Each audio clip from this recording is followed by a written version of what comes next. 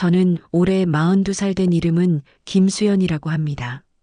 시어머니까지 모시고 살진 않지만 제 삶엔 항상 시어머니의 그림자가 드리워져 있었죠. 여보, 지난달 가계부가 좀 이상해요. 왜 이렇게 지출이 많죠? 분명 큰돈 쓸 일 없었는데. 나는 남편에게 조심스럽게 물었어요. 내 손에 들린 가계부는 며칠 전부터 나를 불편하게 만들었죠. 남편은 식탁에 앉아 신문을 보다가 귀찮다는 듯이 고개를 들었어요.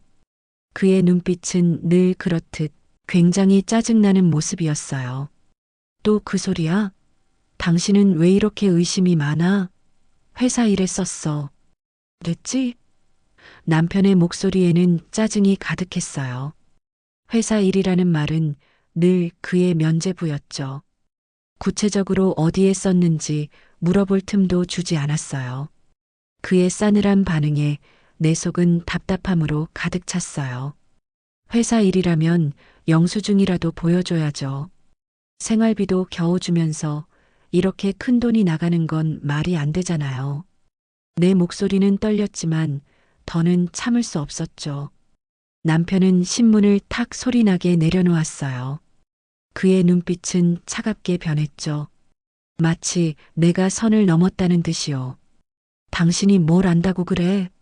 회사 일은 내가 알아서 할 일이야. 집에서 애나 잘 봐. 시어머니가 들으시면 뭐라고 하시겠어? 그는 시어머니를 들먹이며 나를 압박했어요. 늘 이런 식이었죠. 내가 뭔가 요구하거나 불만을 토로하면 그는 항상 시어머니를 방패 삼아 나를 억눌렀어요. 내 입은 저절로 다물어졌지만 내 속은 부글거렸어요. 시어머니라는 이름 석자는 내게 족쇄나 다름없었죠. 나는 가계부를 다시 들여다봤어요. 텅 비어 있는 몇 칸이 유난히 눈에 띄었죠. 지난달에는 아파트 관리비도 평소보다 적게 나왔고 큰 지출은 전혀 없었거든요. 그런데 이렇게 많은 돈이 감쪽같이 사라지다니. 남편은 내가 아무 말도 못하자 승리했다는 듯이 콧방귀를 뀌었어요. 아, 그리고 엄마가 뭐 좀 물어볼 게 있다고 하던데. 전화 한번 드려. 그는 뜬금없이 시어머니 이야기를 꺼냈어요. 내 마음은 더 싸늘해졌죠. 가계부에 사라진 돈과 시어머니의 연락. 이 둘 사이에 분명 뭔가 연결되어 있다는 싸한 직감이 들었어요. 이 불안한 예감의 끝은 어디일까요? 회사 일에 썼다는 말만 반복하지 말고 구체적으로 말해줘요. 나는 큰 소리 내고 싶었지만 이번에도 소심하고 조심스럽게 말했습니다. 가계부의 텅 빈 칸이 마치 내 속을 들여다보는 것 같았죠. 남편은 컵에 따라 놓은 물을 단숨에 들이켰어요. 그의 턱 근육이 꿈틀거렸죠. 분명 화를 참고 있는 모습이었어요. 당신은 왜 이렇게 말이 안 통해? 내가 알아서 처리한다고 했잖아. 그리고 당신은 집안일이나 신경 써. 남편은 목소리를 낮췄지만 그 안에 숨겨진 분노는 고스란히 느껴졌어요. 그는 다시 시어머니를 들먹이며 내 입을 막으려 했죠. 시어머니가 나를 구박하는 것이 마치 나의 잘못인 양 말하는 그의 태도에 치가 떨렸어요. 나는 억울함에 눈물이 핑 돌았지만 애써 참았어요. 내 눈에서 눈물이 흐르면 남편은 더 비웃을 테니까요. 그는 내가 아무 말 못하는 걸 보고는 다시 신문으로 시선을 돌렸어요. 하지만 그의 시선은 신문에 고정된 채 불안하게 움직였죠. 그때였어요. 우리 딸 예원이가 거실에서 놀다가 기침을 콜록이기 시작했어요. 엄마, 목이 아파. 예원이의 작은 목소리에 나는 달려가 아이를 안아 올렸어요. 예원이의 이마에 손을 대보니 열이 오르는 것 같았죠. 남편은 그저 흘긋 쳐다볼 뿐 아무런 반응도 없었죠. 딸아이가 아픈데도 저렇게 무심할 수 있을까? 내 속에서 쌓은 분노가 다시금 치밀어 올랐어요. 이 남자는 정말 나를, 그리고 우리 딸을 사랑하긴 하는 걸까? 엄마가 집에 오시면 당신이 직접 엄마 시중을 들고 잘 돌봐드린다고 해. 아프시니까 병원도 모시고 가고. 남편은 느닷없이 말했어요. 그의 말에 나는 어이가 없었죠. 우리 딸 예원이가 아픈데 시어머니 시중까지 들고 병원에 모시고 가라니. 그게 지금 할 소리인가. 내 마음은 분노와 함께 서운함으로 가득 찼어요. 이 모든 것이 마치 나에게 벌을 주려는 것 같았죠. 나는 고개를 숙일 수밖에 없었어요. 도대체 언제쯤이면 나는 이 모든 것에서 벗어날 수 있을까요? 시어머니는 예고도 없이 문을 열고 들어섰어요. 어머님, 안 그래도 전화드리려고 했는데. 나는 애써 웃으며 말했지만 내 목소리는 떨렸죠. 시어머니는 내가 내민 손을 보지도 않고 거실로 성큼 들어섰어요. 손에는 번쩍이는 새 명품 가방이 들려 있었죠. 분명 어디서도 본 적 없는 가방이었어요. 수연아, 너 얼굴이 왜 그래? 피곤해 보여. 남편이 힘들게 해? 시어머니는 나를 훑어보며 비웃듯이 말했어요. 아들 키운 보람이 이런 거지. 엄마한테 이 정도는 해줘야 하는 거야. 너도 배워둬. 그녀의 비웃음은 비수처럼 내 심장을 찔렀어요. 나는 딸 예원이를 방으로 들여보내고 시어머니에게 차를 내왔어요. 시어머니는 소파에 앉아 큼지막한 휴대폰을 만지작거렸죠. 그때 그녀의 휴대폰에서 알림음이 울렸어요. 시어머니는 휴대폰 화면을 나에게 보이지 않으려는 듯 재빨리 뒤집었지만 이미 늦었죠. 김도진 입금 완료. 선명한 글씨가 내 눈에 박혔어요. 김도진, 남편의 이름이었어요. 내 심장이 쿵 내려앉았죠. 어머님, 혹시 남편이 어머님께 돈을 붙인 거예요? 나는 떨리는 목소리로 물었어요. 시어머니는 휴대폰을 꽉 쥐며 당황한 기색이 역력했죠. 하지만 이내 표정을 바꾸고 싸늘하게 대답했어요. 내 아들이 엄마한테 용돈 좀 드린 게 뭐? 너는 시어머니 용돈 드리는 것도 아까워하니? 시어머니의 목소리는 날카로웠어요. 하지만 나는 더 이상 속지 않았죠. 그 순간 모든 퍼즐 조각이 맞춰지는 느낌이었어요. 사라진 가계부의 돈, 남편의 불분명한 해명, 그리고 시어머니의 명품 가방. 이 모든 것이 남편이 나 몰래 시어머니에게 돈을 갖다 바친 대가였던 거죠. 내 손에 들고 있던 쟁반이 흔들렸어요. 찻잔이 쨍그랑 소리를 내며 접시와 부딪혔죠. 그럼 저번 달 가계부에 비었던 돈이 어머님 가방 값이었어요? 제가 그렇게 아끼고 아껴서 살림하는데 제 돈이 어머님 주머니로 들어간 거냐고요. 나는 나도 모르게 소리쳤어요. 내 눈에서는 참았던 눈물이 쏟아져 내렸죠. 시어머니는 내 태도에 충격을 받은 듯 눈을 크게 떴어요. 그녀의 얼굴은 순식간에 굳어졌죠. 수연아, 너 지금 시어머니한테 무슨 말을 하는 거야? 당장 사과하지 못해. 시어머니는 분노에 찬 목소리로 소리쳤어요. 그녀의 목소리는 집안에 울려 퍼졌죠. 하지만 나는 더 이상 두렵지 않았어요. 억울함과 배신감이 한꺼번에 밀려왔으니까요. 그동안 내가 시댁 눈치 보고 남편 눈치 보고 참고 살아온 시간들이 주마등처럼 스쳐 지나갔어요. 이제야 모든 의심이 확신이 되는 순간이었죠. 내 속에서는 차가운 분노가 끓어오르기 시작했어요. 이 상황을 어떻게 받아들여야 할까요? 시어머니는 며칠 더 우리 집에 머물렀어요. 그 시간은 내게 지옥과 다름없었죠. 시어머니는 내가 하는 모든 것에 사사건건 트집을 잡았어요. 수연아, 국이 왜 이렇게 짜니? 내 남편은 짠 거 싫어하는 거 몰라? 이불은 왜 이렇게 눅눅해? 햇볕에 좀 널지 그랬니?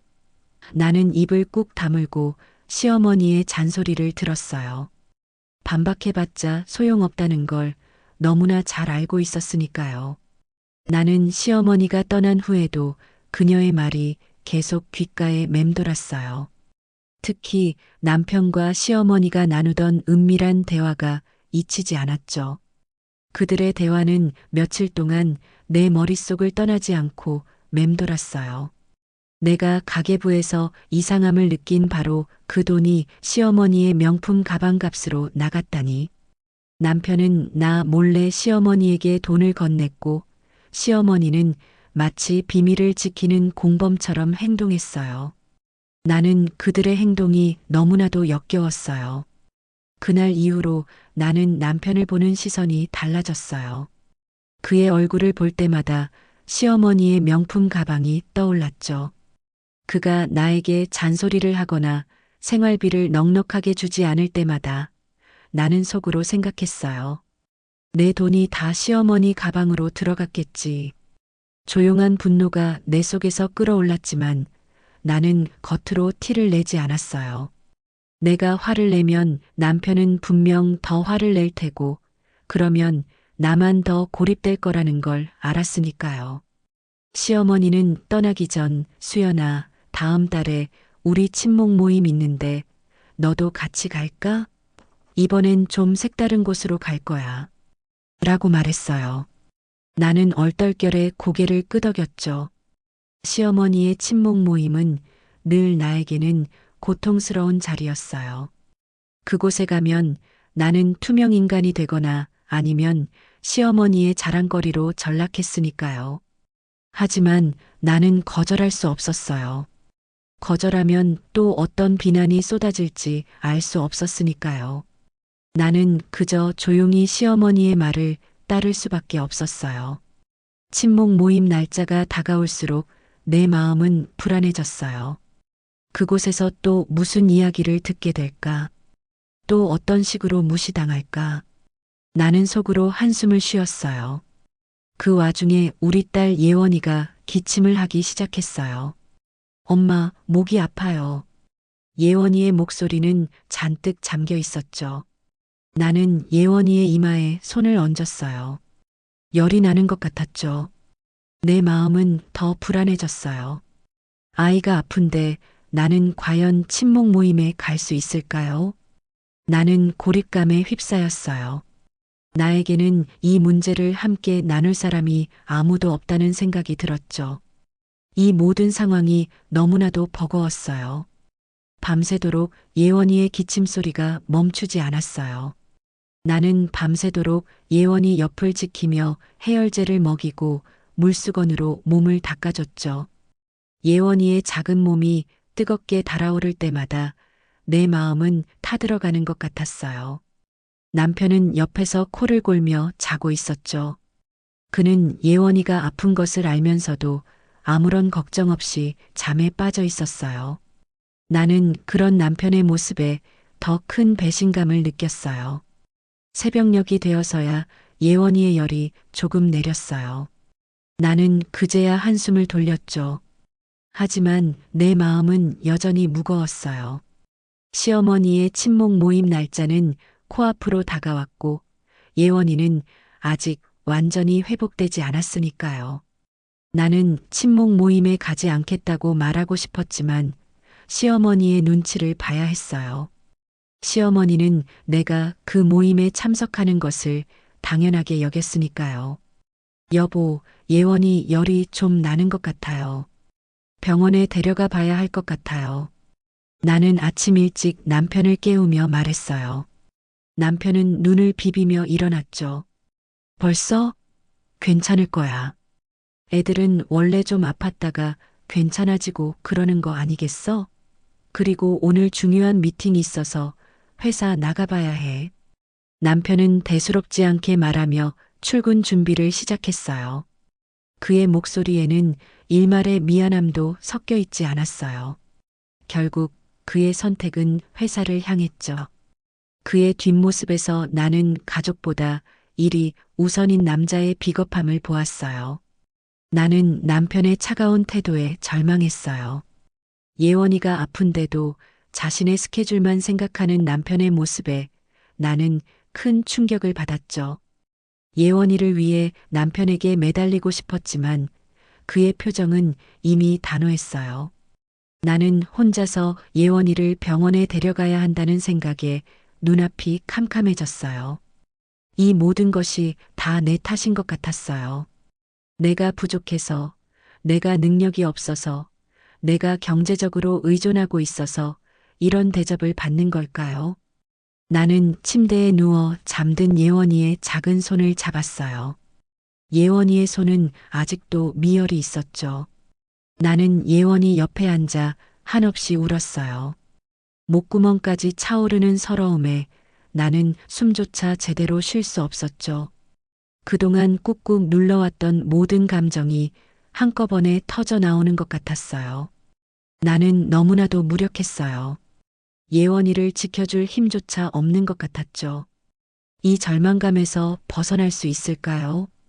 예원이가 아픈데도 남편은 아랑곳하지 않고 출근했어요. 예원이의 열은 밤새 오르내리기를 반복했고 나는 지쳐서 한숨조차 제대로 쉴 수 없었죠. 예원이는 끙끙 앓으면서도 색연필을 쥐고 그림을 그렸어요. 내가 힘들면 쉬어라고 말해도 예원이는 고개를 저었죠. 엄마, 아빠가 빨리 퇴근해서 저랑 놀아줬으면 좋겠어요. 아빠는 제가 아픈지도 모르겠죠? 예원이의 말에 내 가슴은 미어져 버리는 것 같았어요. 예원이가 그린 그림에는 아빠와 엄마 그리고 예원이 자신이 손을 잡고 활짝 웃고 있었어요. 그런데 그림 속 할머니 댁은 아주 크고 화려하게 그려져 있었고 우리 집은 저 구석에 작고 초라하게 그려져 있었죠. 할머니는 혼자 계셔서 큰 집에 사셔야 한대. 아빠가 그랬어. 아이의 천진난만한 그 한마디가 비수가 되어 내 심장을 후벼 팠어요. 행복한 가족의 그림 뒤에 숨겨진 서글픈 현실이 나를 더욱 비참하게 만들었고 바로 그 순간 나는 더 이상 이렇게 살아서는 안 된다는 차가운 결심을 했어요.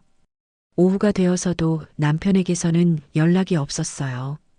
보통 같으면 예원이 안부를 묻는 전화라도 한 통 올 텐데. 나는 휴대폰을 몇 번이나 확인했지만 남편의 이름은 뜨지 않았죠. 오히려 시어머니에게서 전화가 왔어요. 수연아, 너 오늘 친목 모임 올 거지? 다들 너 기다리고 있어. 빨리 와. 시어머니의 목소리는 여전히 명령조였죠. 나는 예원이가 아프다고 말하고 싶었지만 목소리가 나오지 않았어요. 어머님, 제가 지금 예원이 때문에. 말을 채 끝내기도 전에 시어머니는 내 말을 끊었어요. 아이고, 애들은 원래 다 그렇게 아픈 거야. 엄살 피우지 말고 빨리 와. 내가 너 때문에 망신당할 일 있어? 시어머니의 차가운 목소리에 나는 할 말을 잃었죠. 내가 예원이 때문에 친목 모임에 가지 않으면 시어머니는 분명 나를 욕하고 다닐 게 뻔했어요. 나는 그들의 시선이 두려웠어요. 하지만 아픈 예원이를 두고 갈 수는 없었죠. 나는 결국 친목 모임에 가지 않기로 결심했어요. 시어머니에게는 문자로 예원이가 아파서 갈 수 없다고 보냈죠.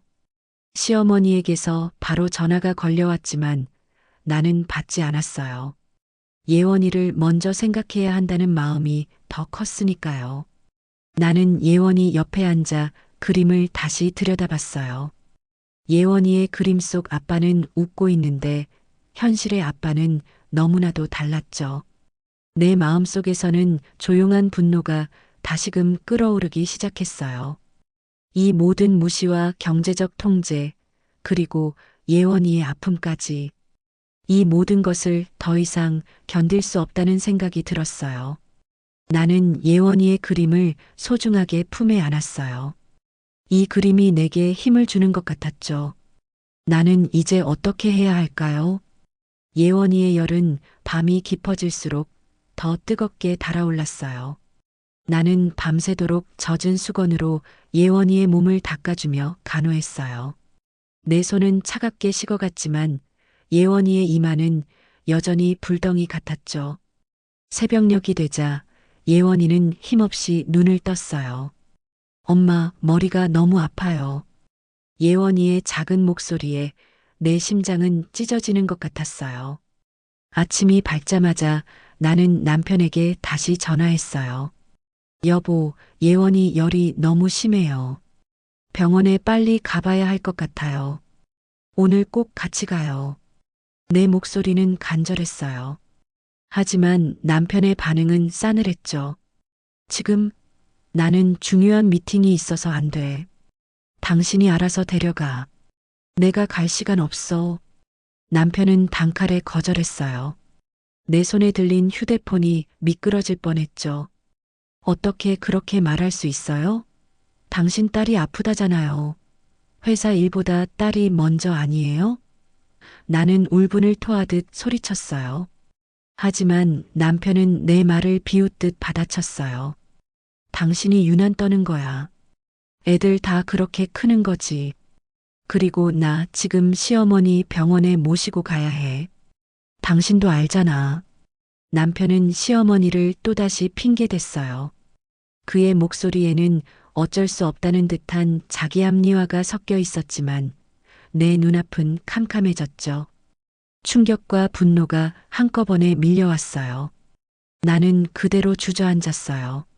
남편의 말이 너무나도 잔인하게 느껴졌죠. 아픈 예원이를 두고 어떻게 시어머니 병간호를 가라고 할 수 있을까요? 그것도 내가 아닌 남편이 직접 말하다니. 나는 마치 거대한 바위에 짓눌린 듯 숨쉬기가 힘들었어요. 이 결혼 생활이 과연 맞는 걸까? 나는 깊은 회의감에 빠져들었죠.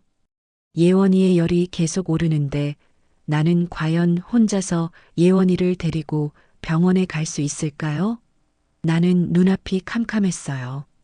남편과의 전화가 끊기고 나는 울며 겨자 먹기로 예원이를 업고 병원으로 향했어요. 예원이의 작은 몸은 축 늘어져 있었고 뜨거운 열기 때문에 내 등까지 후끈거렸죠. 한 손으로는 힘겹게 가방을 들고 다른 손으로는 축 처진 예원이의 다리를 받쳤어요. 병원까지 가는 내내 나는 눈물을 훔치며 걸었죠. 버스 안에서도 지하철 안에서도 사람들의 시선이 느껴지는 것 같았어요. 마치 왜 아이를 저렇게 아프게 놔뒀을까라고 비난하는 듯한 착각에 빠졌어요. 간신히 병원에 도착해서 접수를 하고 대기 의자에 앉았어요. 예원이는 내 품에 안겨 축 늘어져 잠들어 있었죠. 그때 휴대폰이 울렸어요. 시어머니였어요. 수연아, 너 지금 어디야? 친목 모임 왜 안 와? 나 지금 다들 기다리는데 너 때문에 망신당하게 생겼어. 시어머니의 목소리는 분노로 가득했어요. 내 가슴 속에서는 또다시 배신감이 치밀어 올랐죠. 예원이가 이렇게 아픈데 어떻게 친목 모임 걱정만 할 수 있을까요? 어머님, 지금 예원이가 열이 너무 심해서 병원에 왔어요. 모임에는 못 갈 것 같아요. 나는 겨우 목소리를 냈어요. 시어머니는 내 말을 믿지 않는 듯 했어요. 뭐, 또 엄살이지? 매번 중요한 날마다 꼭 그러더라. 너 일부러 그러는 거지? 아이가 아픈 게 대수야? 시어머니는 오히려 나를 다그쳤어요. 내 손은 부들부들 떨렸죠. 나는 마치 내가 세상에서 가장 나쁜 며느리가 된 것 같았어요. 시어머니는 전화를 끊었고 나는 휴대폰을 꽉 쥐었어요. 그 순간 더 이상 기댈 곳이 없다는 절망감에 떨리는 손으로 아버지에게 전화를 걸었어요. 신호음이 몇 번 울리고 아버지의 조용한 목소리가 들려왔어요. 수연아. 그 한마디에 모든 것이 무너져 내렸어요. 나는 아무 말도 못하고 흐느끼기만 했죠. 수화기 너머로 아버지의 깊은 한숨 소리가 들려왔어요. 밥은 먹었냐?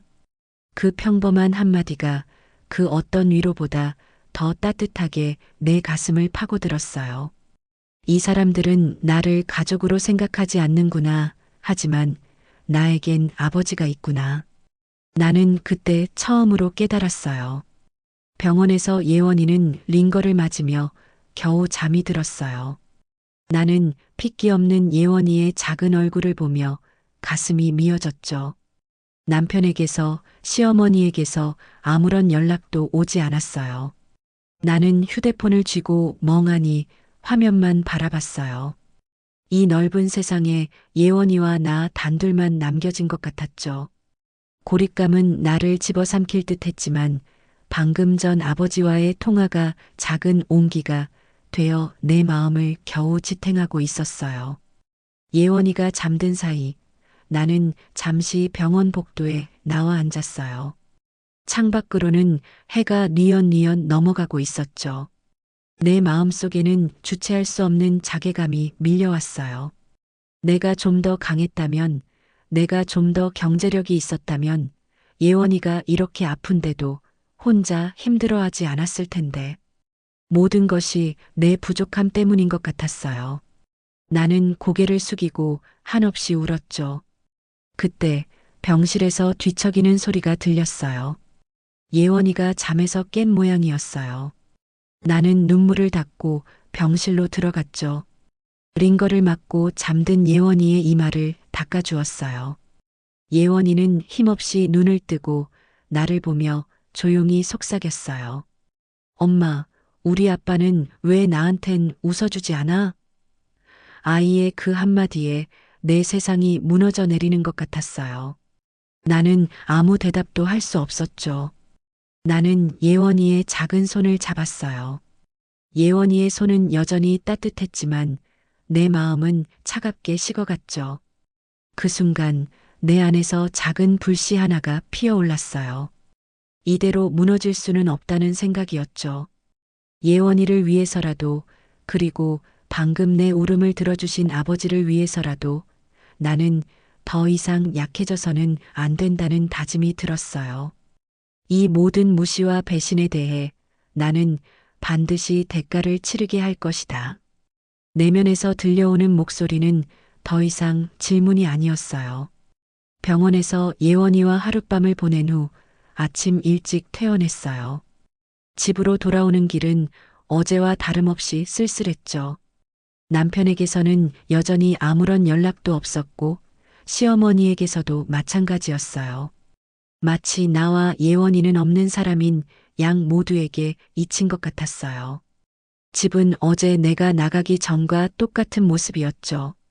텅 빈 거실이 나를 더 외롭게 만들었어요. 나는 예원이를 조심스럽게 침대에 눕히고 이불을 덮어줬어요. 아직 잠에서 덜 깬 예원이의 얼굴은 창백했죠. 열은 내렸지만 기력이 없어 보였어요. 나는 예원이의 옆에 앉아 한숨을 쉬었어요. 그때 휴대폰이 울렸어요. 남편이었죠.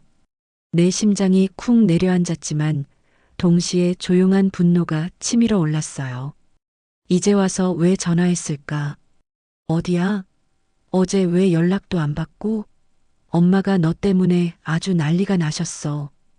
남편의 목소리에는 짜증이 가득했어요. 내 안부나 예원이의 상태를 묻는 말은 단 한마디도 없었죠. 나는 어이가 없어서 말문이 막혔어요.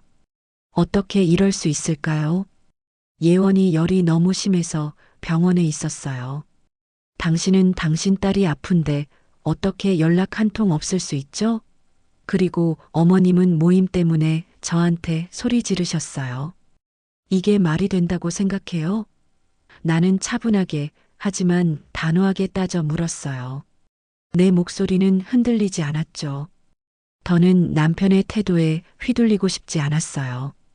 그래서 내가 뭐 어쩌라고? 당신이 알아서 해야 할 일 아니야?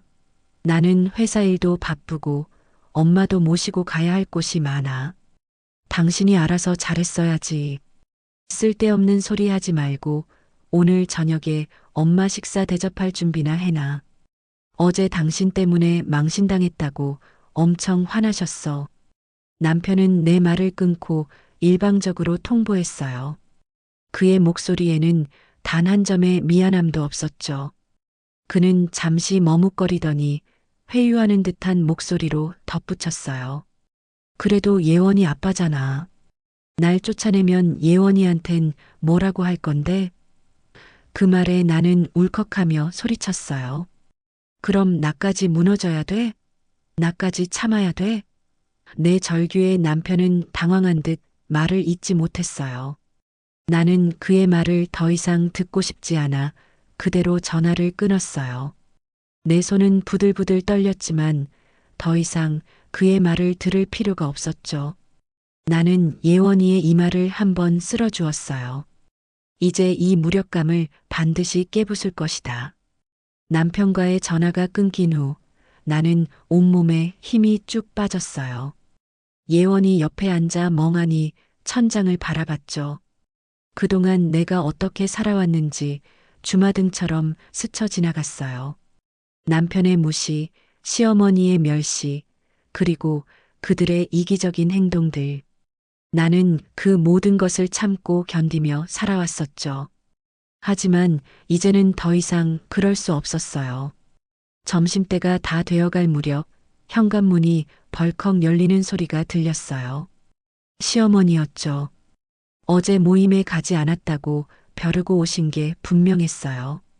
나는 잔뜩 긴장한 채 거실로 나갔어요. 시어머니의 얼굴은 잔뜩 찌푸려져 있었죠. 그녀의 눈은 나를 잡아먹을 듯 노려보고 있었어요. 수연아, 너 어제 왜 모임에 안 온 거야? 내가 너 때문에 얼마나 망신을 당했는지 알아? 다들 나보고 며느리 교육을 어떻게 시키냐고 난리도 아니었어. 시어머니는 거실에 들어서자마자 소리를 질렀어요. 그녀의 목소리는 집안에 울려 퍼졌죠. 나는 조용히 예원이가 자고 있는 방을 흘긋 쳐다봤어요. 예원이가 깰까봐 조마조마했죠. 어머님, 어제 예원이가 너무 아파서 병원에 있었어요. 그래서 갈 수 없었어요. 나는 침착하게 설명했어요. 하지만 시어머니는 내 말을 들으려고도 하지 않았죠. 아이가 아픈 게 대수야? 시어머니 체면이 더 중요하지. 너는 정말 내 말을 한 귀로 듣고 한 귀로 흘리는구나. 시어머니는 오히려 나를 비난했어요. 나는 너무나도 무기력했어요. 내가 무슨 말을 해도 소용없다는 것을 깨달았죠. 그저 숨이 막히는 것 같았어요. 이 집안에서 나는 점점 더 작은 존재가 되어가는 것 같았어요. 내 모든 주도권은 그들에게 빼앗긴 지 오래였죠.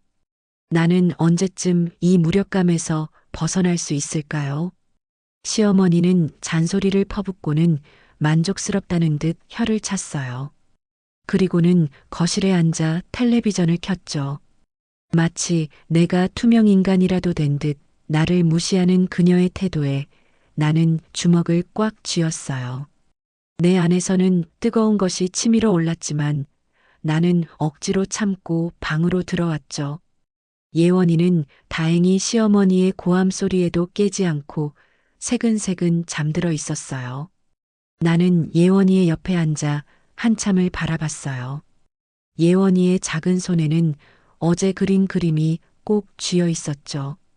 아빠, 엄마, 그리고 예원이가 활짝 웃고 있는 그림. 나는 그 그림을 조심스럽게 꺼내 들었어요. 그림 속 행복한 가족의 모습과 현실의 우리 모습이 너무나도 달라서 가슴이 찢어지는 것 같았죠. 나는 눈을 감았어요. 그 순간 내 머릿속에서 섬광처럼 한 생각이 스쳐 지나갔어요. 더 이상 이렇게 살 수는 없어. 이 모든 무시와 억압 속에서 나는 완전히 무너지고 있었죠. 예원이가 아파서 열에 시달리는데도 남편은 나 몰라라 하고 시어머니는 오히려 나를 탓했어요. 내 돈은 그들의 명품 가방 값으로 사라졌고 나는 그저 하녀처럼 그들의 시중을 들어야만 했죠. 나는 그림을 품에 꼭 안았어요. 예원이의 그림이 마치 나에게 엄마 힘내라고 말하는 것 같았죠. 아이의 이 그림이, 이 작은 소망이 나를 다시 일어서게 하는 마지막 이유였어요. 내 안에서 차가운 각성이 일어났죠. 그리고 그 각성은 점점 더 커다란 분노로 변해갔어요. 그동안 억눌렀던 감정들이 폭발하기 직전의 상태였어요. 나는 자리에서 일어났어요. 온몸에 힘이 들어가는 것을 느꼈죠. 더 이상 물러설 곳은 없었어요. 나는 이제 나를 짓밟고 예원이를 무시하는 이들에게 똑같이 되갚아줄 방법을 찾아야만 했다. 차갑게 식었던 내 심장이 다시 뜨겁게 뛰기 시작했다. 시어머니는 저녁 식사 준비를 요구하며 거실에서 텔레비전을 크게 틀어놓고 있었어요. 나는 아무 대꾸도 하지 않고 부엌으로 향했죠. 냉장고 문을 열었지만 텅 빈 속처럼 내 마음도 공허했어요. 뭘 해야 할지 막막했죠. 그때 내 손에 저절로 휴대폰이 들렸어요. 망설일 필요가 없었어요. 나는 아버지에게 전화를 걸었죠. 벨소리가 몇 번 울리고 아버지의 조용한 목소리가 들려왔어요. 아버지, 저 수연이에요. 내 목소리는 울음이 터져 나오기 직전이었어요. 아버지에게 약한 모습을 보이고 싶지 않았는데 이미 목소리에서부터 불안함이 묻어났죠. 아버지는 내 목소리를 듣자마자 무슨 일이 생겼음을 직감하신 듯 했어요. 수연아, 무슨 일 있니? 목소리가 왜 그래? 아버지의 걱정스러운 목소리에 참았던 눈물이 기어이 터져버렸어요. 아버지, 예원이가 어제부터 너무 아팠어요. 열이 계속 나서 병원에 다녀왔는데 남편도 시어머니도 아무도 저를 도와주지 않았어요. 오히려 저보고 유난 떤다고 시어머니 시중이나 들라고 했어요. 나는 그동안 쌓아왔던 모든 서러움을 쏟아냈어요. 말하면서도 가슴이 찢어지는 것 같았죠. 예원이의 아픔은 물론이고 나를 벼랑 끝으로 몰아세운 시댁 사람들의 만행을 하나하나 이야기했어요. 아버지는 아무 말씀 없이 내 이야기를 들어주셨어요. 한참을 듣고 나서야 아버지의 나지막한 목소리가 들려왔죠. 예원이가 많이 아팠구나. 너도 많이 힘들었겠네. 아버지의 그 한마디에 나는 다시금 울음이 터졌어요. 누군가 내 편이 되어주고 내 고통을 알아준다는 사실만으로도 큰 위로가 되었죠. 하지만 동시에 분노가 다시 끌어올랐어요. 이 모든 것이 남편과 시어머니 때문이라는 생각에 치가 떨렸어요. 아버지, 저 이제 더 이상 이렇게 살고 싶지 않아요. 정말 죽을 것 같아요. 나는 진심을 토해냈어요. 아버지는 잠시 침묵하시더니 단호한 목소리로 말씀하셨죠. 그래. 이제 더는 내가 혼자 버티게 두지 않겠다. 그 집에서 나와라. 내가 지금 가겠다. 아버지의 그 말은 내게 큰 울림으로 다가왔어요. 오랫동안 잊고 지냈던 단단한 지지대가 생긴 것 같았죠. 나는 이제 무엇을 해야 할까요? 아버지의 말씀은 내게 새로운 결심을 안겨주었어요. 아버지와의 통화 후 내 마음은 한결 가벼워졌지만 동시에 묘한 긴장감이 흘렀어요. 이제 정말 무언가를 시작해야 한다는 생각 때문이었죠. 나는 주방으로 돌아와 시어머니가 먹을 저녁 식사를 준비하기 시작했어요. 겉으로는 평소와 다름없는 며느리처럼 행동했지만 내 속은 차갑게 식어 있었어요. 더 이상 그들의 말 한마디, 행동 하나에 흔들리지 않을 거라고 다짐했죠. 수연아, 음식 다 됐니? 배고파 죽겠네. 시어머니의 목소리가 들렸지만 나는 못 들은 척 느릿느릿 움직였어요. 예전 같으면 허둥지둥 서둘렀겠지만 이제는 아니었죠. 내 안의 분노는 점점 더 단단하게 뭉쳐지고 있었어요. 시어머니의 눈치를 보며 살아온 지난 세월이 억울해서 미칠 것 같았으니까요. 그때 남편에게서 다시 전화가 왔어요. 엄마랑 저녁 식사 맛있게 하고 있어. 나는 오늘 회사에서 일이 좀 많아서 늦을 거야. 그의 목소리에는 아무런 감정도 없었어요. 예원이가 아팠을 때와 똑같았죠. 나는 조용히 전화를 끊었어요. 더 이상 그의 거짓말이나 핑계를 듣고 싶지 않았으니까요. 아버지의 내가 혼자 버티는 거, 더는 못 본다는 말이 계속 귓가에 맴돌았어요. 그 한마디가 내게 얼마나 큰 용기를 주었는지 남편과 시어머니는 절대 알지 못할 거예요. 나는 그동안 내가 얼마나 무지하고 무력하게 살아왔는지 깨달았죠. 그들의 경제적 통제와 정신적인 학대 속에서 나 자신을 완전히 잃어가고 있었어요. 하지만 이제는 달라질 거예요. 저녁 식탁에 앉은 시어머니는 내가 차린 음식을 보며 또다시 혀를 찼어요. 이게 뭐야? 내 남편이 좋아하는 반찬은 하나도 없네. 너는 시어머니 대접도 제대로 못하니? 나는 그저 고개를 숙이고 아무 말도 하지 않았어요. 억지로 웃으려 애쓰지도 않았죠. 내 침묵은 시어머니에게는 더 큰 분노를 안겨주는 듯 했어요. 그때 현관벨이 울렸어요. 이런 시간에 누가 찾아올까 싶어 의아했죠. 시어머니는 누구야? 하고 짜증스럽게 소리쳤어요. 나는 조용히 현관으로 향했어요. 문을 열자마자 내 눈앞에 서 있는 사람은 다름 아닌 아버지였어요. 아버지의 뒤로는 익숙한 트럭 한 대가 보였죠. 아버지는 말없이 나를 바라보셨어요. 아버지의 눈빛은 조용했지만 그 안에 담긴 단단함이 느껴졌어요. 내 심장이 격렬하게 뛰기 시작했어요. 이제 정말 모든 것이 시작될 것 같았죠. 나는 어떤 표정을 지어야 할지 알 수 없었어요. 현관문을 열자마자 서 계신 아버지의 모습에 나는 숨조차 제대로 쉴 수 없었어요. 아버지는 말없이 나를 지그시 바라보셨어요. 그 눈빛은 조용했지만 내게는 세상의 모든 위로와 단단함이 느껴지는 듯 했어요. 시어머니는 거실에서 텔레비전을 보다가 인기척을 느끼고 현관 쪽을 돌아봤죠. 그녀의 얼굴은 순식간에 불쾌감으로 뒤덮였어요. 누구세요? 갑자기 왜 남의 집에 함부로 들어와요? 시어머니는 앉은 자리에서 소리를 질렀어요. 아버지는 시어머니의 목소리에도 흔들림 없이 나를 향해 걸어오셨어요. 수연이 아버지입니다. 아버지의 목소리는 차분했지만 그 안에는 강한 기운이 서려 있었어요. 시어머니는 아버지를 위아래로 훑어보더니 코웃음을 쳤어요. 어머, 이 사람이 수연이 아버지야? 꼴이 이게 뭐야? 남의 집에 올 때는 그래도 좀 갖춰 입고 오셔야 하는 거 아니에요? 시어머니는 노골적으로 아버지를 무시했어요. 내 심장이 분노로 끓어올랐지만 아버지는 아무 말 없이 내 어깨를 다독여 주셨어요. 그 순간 나는 아버지의 손이 얼마나 거칠고 투박한지 느낄 수 있었죠. 평생 당신의 손으로 작은 공장을 일궈오신 아버지의 손이었어요. 그때 현관문이 벌컥 열리며 남편이 들어섰어요. 그는 잔뜩 지친 얼굴이었죠.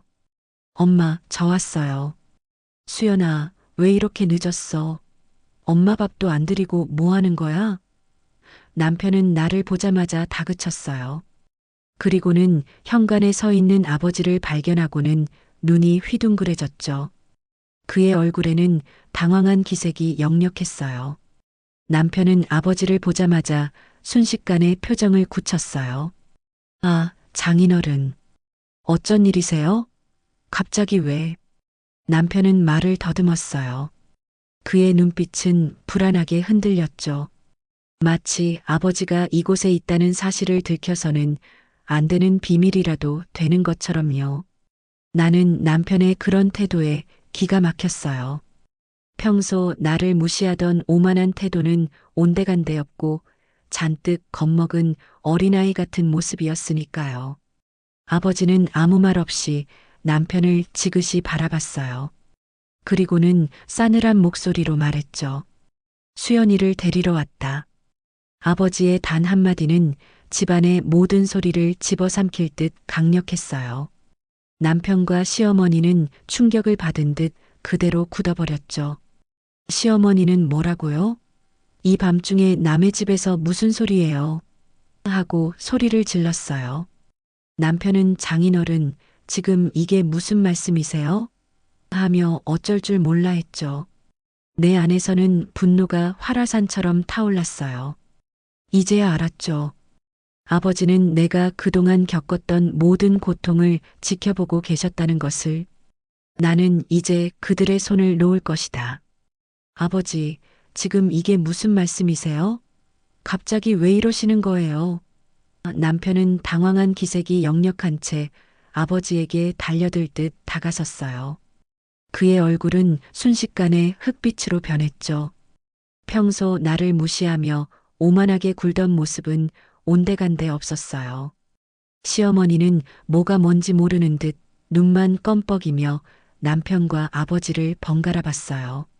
수연이를 데리러 왔다 하지 않았나? 아버지의 목소리는 여전히 차분했지만 그 안에는 흔들림 없는 단호함이 묻어 있었어요. 남편은 아버지의 단호한 태도에 뒷걸음질 쳤어요. 이 밤중에 남의 집에 오셔서 그게 무슨 무례한 말씀이세요? 장인어른, 아무리 그래도 그렇지. 남편은 목소리를 높였지만 그 안에는 두려움이 가득했죠. 나는 남편의 비겁한 모습에 실소가 터져 나올 뻔했어요. 예원이가 아파서 죽을 지경일 때는 나 몰라라 하더니 이제 와서 체면을 차리겠다니. 내 안에서는 뜨거운 분노가 다시 끓어올랐어요. 시어머니는 그제야 상황이 심상치 않음을 감지한 듯 불안하게 입술을 깨물었죠. 도진아, 이게 다 무슨 소리야? 저 양반이 왜 수연이를 데려간다는 거야? 시어머니의 목소리에도 초조함이 묻어났어요. 나는 시어머니를 똑바로 바라봤어요. 더 이상 피하거나 숨지 않을 거라고 다짐했죠. 어머님, 제가 아픈 예원이 혼자 돌볼 때 남편은 회사에 핑계대고 연락 한 통 없었습니다. 어머님은 모임 때문에 저한테 소리 지르셨고요. 이런 집에서 제가 더 이상 어떻게 살 수 있을까요? 나는 내 속에 담아두었던 말을 쏟아냈어요. 내 목소리는 떨렸지만 더 이상 주저하지 않았어요. 시어머니는 내 말에 얼굴이 하얗게 질렸고 남편은 고개를 들지 못했죠. 아버지는 조용히 나를 바라보셨어요. 그리고 남편을 향해 낮고 싸늘한 목소리로 말했죠. 자네와 나 사이의 이야기는 내 딸과 내가 이 집을 나선 후에 정식으로 하게 될 걸세. 그때 자네가 얼마나 큰 대가를 치르게 될지 알게 될 거야. 아버지의 말은 남편의 심장을 꿰뚫는 비수 같았어요. 남편은 그 말에 충격을 받은 듯 그대로 굳어버렸죠. 시어머니는 뭐라고요? 그게 무슨 말도 안 되는 소리예요. 하며 비명을 지르듯 소리쳤어요. 나는 아버지의 옆에 섰어요. 드디어 이 모든 고통에서 벗어날 수 있다는 해방감에 심장이 뛰었죠. 나는 그들이 치를 대가를 똑똑히 지켜볼 것이다. 남편과 시어머니는 아버지의 충격적인 선언에 그대로 얼어붙었어요. 남편의 얼굴은 경악으로 물들었고 시어머니는 비명을 지르다 말고 입을 떡 벌렸죠. 나는 그들의 혼란스러운 표정을 보며 억눌렸던 분노가 희미한 통쾌함으로 바뀌는 것을 느꼈어요. 장인어른, 제발 다시 생각해 주세요. 갑자기 이러시면 안 됩니다. 저에게 시간을 주세요. 남편은 무릎이라도 꿇을 듯 아버지에게 매달렸어요. 그의 목소리에는 그 어떤 자존심도 남아있지 않은 절박함만 가득했죠. 시어머니는 옆에서 도진아, 제발 정신 차려. 저런 말도 안 되는 소리에 넘어가지 마. 하며 소리를 질렀지만 이미 그녀의 목소리에도 공포가 서려 있었어요. 아버지는 남편의 애원을 싸늘하게 뿌리치셨어요. 시간? 내 딸이 내 집에서 피눈물 흘리던 시간은 누가 보상해 줄 건데? 내가 내 자식인 예원이가 아파서 밤새 시달리는데 나 몰라라 한 게 중요하니? 너는 내 가족보다 내 아니가 먼저더냐? 아버지의 말은 남편에게 돌이킬 수 없는 절망을 안겨주었어요. 남편은 그 자리에 주저앉아 고개를 떨궜죠. 시어머니는 미친 듯이 나에게 달려들려 했어요. 이게 다 내년 때문이야. 내가 우리 도진이 망하게 하려고 작정했어. 당장 내 손녀 돌려내. 그녀의 손이 내 얼굴을 향했지만 아버지가 그녀의 팔을 단단히 붙잡아 막았어요. 나는 시어머니의 광기 어린 눈빛을 똑바로 응시했어요. 더 이상 두렵지 않았죠. 그들의 비난은 이제 더 이상 나를 상처 입힐 수 없었어요. 아버지는 내 손을 잡고 현관문으로 향했어요.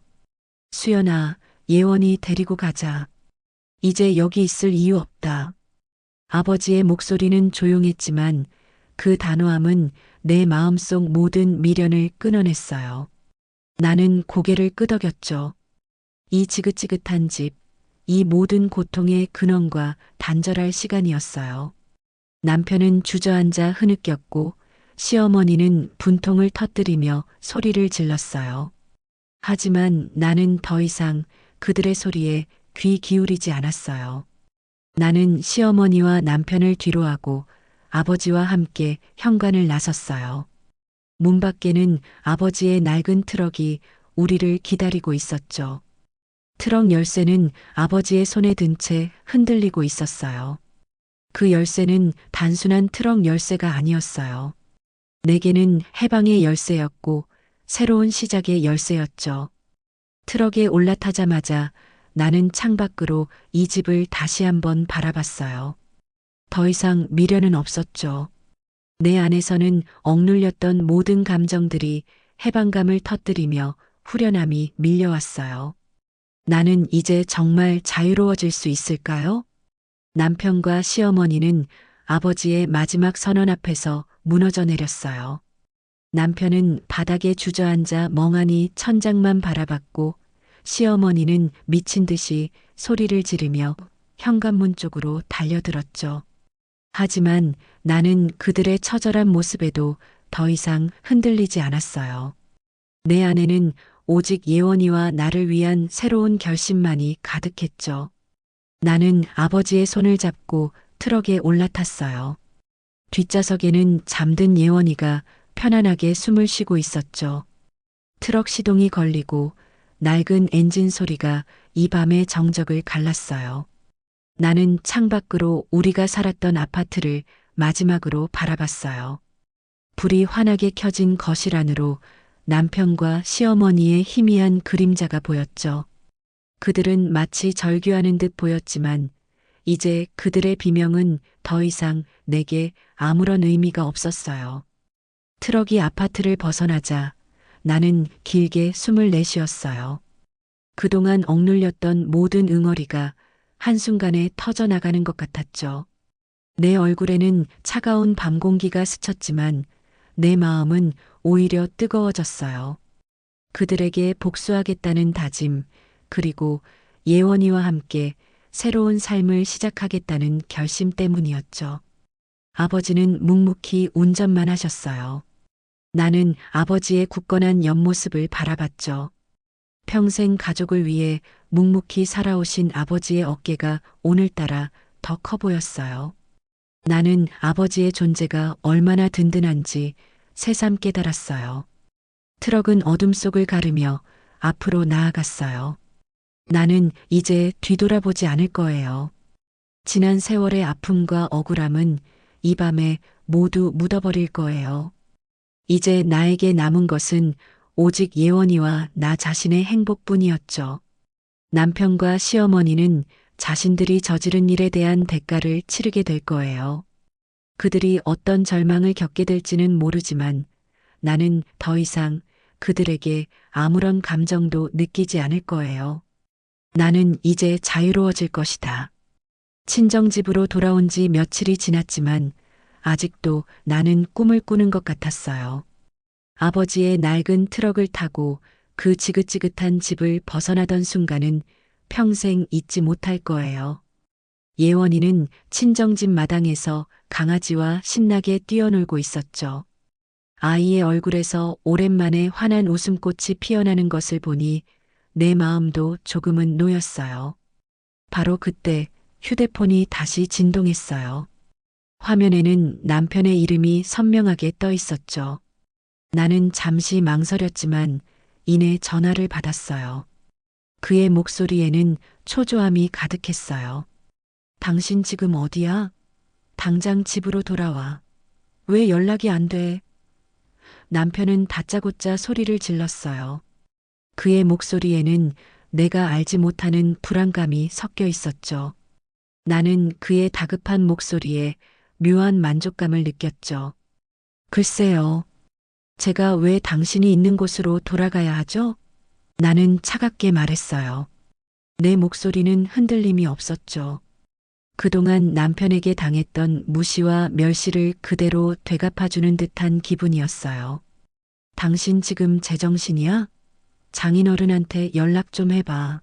장인어른이 지금 우리 회사에 납품하기로 한 부품 계약을 전부 보류했어. 다음 주까지 대기업 납품 일정인데 이게 무슨 날벼락이야. 당신 아버지한테 당장 전화해서 다시 계약하라고 해. 남편의 목소리에는 분노와 함께 절박함이 섞여 있었어요. 나는 그의 말을 듣는 순간 드디어 올 것이 왔구나 싶었죠. 아버지가 정말 움직이셨구나. 나는 차가운 냉소를 머금고 대답했어요. 당신 딸이 아파서 죽을 지경일 때 당신은 회사 일 핑계대고 나 몰라라 했죠. 이제 와서 당신 회사 걱정을 저한테 하라니 가당치도 않네요.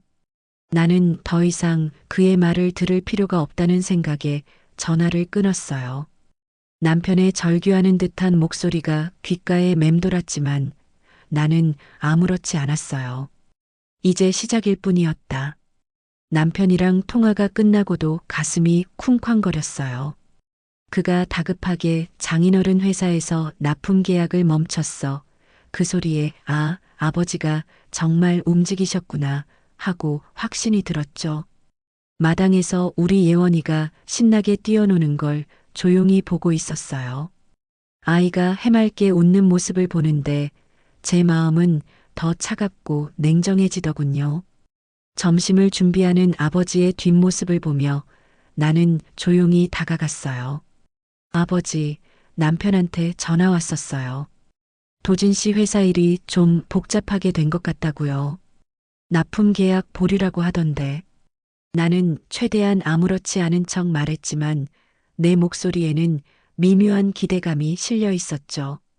아버지는 묵묵히 칼질을 하시다가 나를 돌아보셨어요. 그의 눈빛은 여전히 조용했지만 그 안에 단단한 결의가 느껴졌어요. 그래, 이제부터 시작이다. 아버지는 담담하게 말씀하셨어요. 내 남편 회사가 대기업에 납품하는 주요 제품 있지? 그 제품에 들어가는 핵심 부품을 만드는 곳이 바로 우리 공장이다. 그 녀석 다른 업체를 알아보느라 발버둥 치겠지.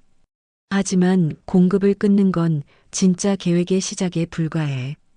저들이 스스로 무너지게 만들어야지. 아버지의 말은 나에게는 청량한 사이다 같았으면서도 더 큰 복수의 그림을 그리게 했어요. 남편은 항상 자신의 회사가 최고라고 떠벌렸지만 결국 아버지의 도움 없이는 버틸 수 없는 존재였던 거예요. 나는 속으로 생각했어요. 경제적 통제라니. 웃기는 소리였어. 결국 그들에게 휘둘린 건 나였지만 이제 상황은 완전히 뒤바뀌었다. 그동안 내가 느꼈던 고립감은 이제 그들의 몫이 될 거라는 생각에 묘한 카타르시스가 느껴졌어요. 남편과 시어머니는 지금쯤 얼마나 발을 동동 구르고 있을까요? 내가 없으니 자신들이 얼마나 무력한 존재인지 깨닫게 되겠죠. 저녁이 되자 시어머니에게서도 전화가 왔어요. 그녀의 목소리는 남편보다 더 격앙되어 있었죠.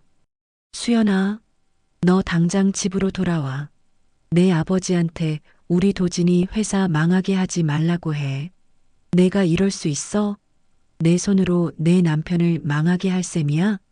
시어머니는 나에게 온갖 욕설을 퍼부었어요. 나는 그녀의 비난을 담담히 듣고 있었죠. 어머님, 저 더 이상 그 집으로 돌아가지 않습니다. 그리고 제가 왜 당신 아들 회사를 걱정해야 하죠? 당신들이 저와 예원이를 무시하고 버렸을 때, 그때는 회사 생각 안 하셨습니까? 나는 차가운 목소리로 받아쳤어요. 시어머니는 내 말에 충격을 받은 듯 잠시 말을 잇지 못했어요. 나는 그 틈을 타 전화를 끊었죠. 내 마음은 이제 완벽하게 고립되었지만 동시에 누구에게도 흔들리지 않는 단단함을 갖게 되었어요. 이 싸움은 이제 시작이었다. 시어머니와의 전화가 끊긴 후에도 온몸에 힘이 풀리는 것 같았어요. 그녀의 울부짖음이 귓가를 맴돌았지만 더 이상 저를 흔들 수는 없었죠. 창밖을 보니 어느새 어둠이 짙게 깔려 있었어요. 예원이는 마당에서 뛰어놀다가 지쳤는지 거실 소파에서 새근새근 잠들어 있었죠. 예원이에게 이불을 덮어주며 작은 얼굴을 쓰다듬었어요. 아이의 평온한 잠든 모습은 제 마음속 냉소를 더욱 깊게 만들더군요. 아버지는 부엌에서 차분하게 저녁 식사를 준비하고 계셨어요. 저는 아버지 곁으로 가서 조용히 설거지를 도왔죠. 아버지는 아무 말 없이 제 옆에 서서 묵묵히 일을 하셨어요. 그 침묵 속에서 위로를 받았지만 동시에 복수에 대한 고요한 집착도 커져갔어요. 남편과 시어머니가 지금쯤 어떤 지옥을 맛보고 있을지 상상하는 것만으로도 묘한 만족감이 들더군요. 잠시 후 아버지의 낡은 라디오에서 경제 뉴스가 흘러나왔어요. 최근 중소기업들의 대기업 납품 일정에 차질이 빚어지는 사례가 늘고 있습니다. 특히 핵심 부품을 공급하는 협력업체와의 관계가 불안정해지면서 생산에 비상이 걸린 기업들이 속출하고 있습니다. 앵커의 목소리가 들리자 제 심장이 쿵 내려앉았어요. 라디오에서 흘러나오는 뉴스는 마치 남편 회사 상황을 그대로 이야기하는 것 같았죠. 남편 회사와 아버지 공장이 긴밀하게 엮여 있다는 사실을 방금 전 아버지와의 대화를 통해 명확히 알게 되었으니까요. 아버지는 뉴스를 들으시며 아무런 표정 변화도 없으셨어요. 하지만 전 알 수 있었죠. 아버지의 행동이 남편 회사에 직접적인 타격을 주고 있다는 것을요. 남편이 그렇게 자랑하던 회사가 이제 위기에 직면했다는 사실에 제 안에서는 서늘한 비웃음이 터져 나왔어요. 그들이 저를 무시하고 경제적으로 옥죄일 때 자신들의 앞날이 이렇게 될 줄은 상상도 못했겠지. 저는 라디오에서 흘러나오는 뉴스 소리를 배경 삼아 시어머니 얼굴을 떠올렸어요. 그녀는 분명 이 상황을 누구보다 힘들어하고 있을 거예요. 친목 모임에서 자랑하던 아들 회사가 위기에 처했다는 소식은 그녀에게 가장 큰 치욕이 될 테니까요. 남편과 시어머니가 겪는 고통은 제가 지난 세월 동안 겪었던 아픔에 비하면 아무것도 아니었지만 저는 그들의 비참한 현실을 상상하는 것만으로도 만족스러웠어요. 저는 설거지를 마치고 아버지 옆에 앉았어요. 아버지, 괜찮으세요? 제가 묻자 아버지는 희미하게 웃으셨죠. 내가 괜찮으면 됐다. 아버지의 말에 저는 고개를 끄덕였어요. 제 감정은 완벽하게 고립되었지만 동시에 누구에게도 흔들리지 않는 차가운 단단함을 갖게 되었어요. 이 싸움은 이제 시작이었다. 친정집에서의 나날은 겉으로는 고요했지만 제 마음속은 활활 타오르는 불꽃 같았어요.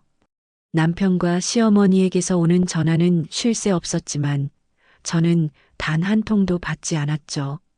그들의 다급한 벨소리가 오히려 제 마음속 비웃음을 더 키웠어요. 아버지는 늘 그렇듯 묵묵히 제 옆을 지켜주셨고요. 낮에는 예원이와 함께 마당에서 뛰어놀거나 책을 읽어주며 시간을 보냈지만 밤이 되면 저는 달라졌어요. 잠든 아이 옆에서 그들의 절박한 상황을 상상하며 다음 수를 계산했죠. 제 안에서는 고요한 집착이 뱀처럼 스멀스멀 기어 올라왔어요. 저를 짓밟았던 그들에게 똑같이 되갚아주고 싶다는 욕망이 제 모든 신경을 지배했어요. 하지만 겉으로는 아무렇지도 않은 듯 평온한 얼굴을 유지했죠. 아버지에게도 예원이에게도 제 속마음을 드러내지 않았어요. 아직은 제 복수의 칼날을 보여줄 때가 아니라는 걸 본능적으로 알았으니까요. 며칠 후 남편에게서 도착한 문자를 확인했어요. 내용은 제 예상을 뛰어넘는 절박함 그 자체였죠. 장인어른 때문에 회사 문 닫게 생겼어. 제발 연락 좀 해줘. 장인어른 좀 설득해달라고. 저는 문자를 읽는 순간 입꼬리가 비죽 올라가는 걸 막을 수 없었어요. 이제야 제 발등에 불이 떨어진 걸 아는 모양이었죠. 제가 떠나기 전까지는 코빼기도 보이지 않던 남편이 이제 와서 애원하다니. 그들의 비굴함은 제 복수심에 기름을 들이붓는 격이었어요. 더는 참을 수 없었어요. 저는 그 길로 아버지의 공장으로 향했죠. 아버지는 낡은 작업복을 입고 기계 부품을 손보고 계셨어요. 공장은 깨끗하게 정돈되어 있었지만 낡은 기계들이 세월의 흔적을 보여주고 있었죠. 아버지는 저를 보자마자 환하게 웃어주셨지만 저는 웃을 수 없었어요. 아버지, 남편한테서 연락이 계속 옵니다. 납품 계약 보류 때문에 아주 난리가 났던데요. 저는 억누르던 감정을 담아 말했어요. 아버지는 손에 묻은 기름을 닦으며 고개를 끄덕이셨죠. 그래, 애걸복걸하더구나. 납품 기한은 코앞인데 부품이 없어서 발만 동동 구르고 있는 모양이야. 이제야 세상이 무섭다는 걸 좀 알겠지.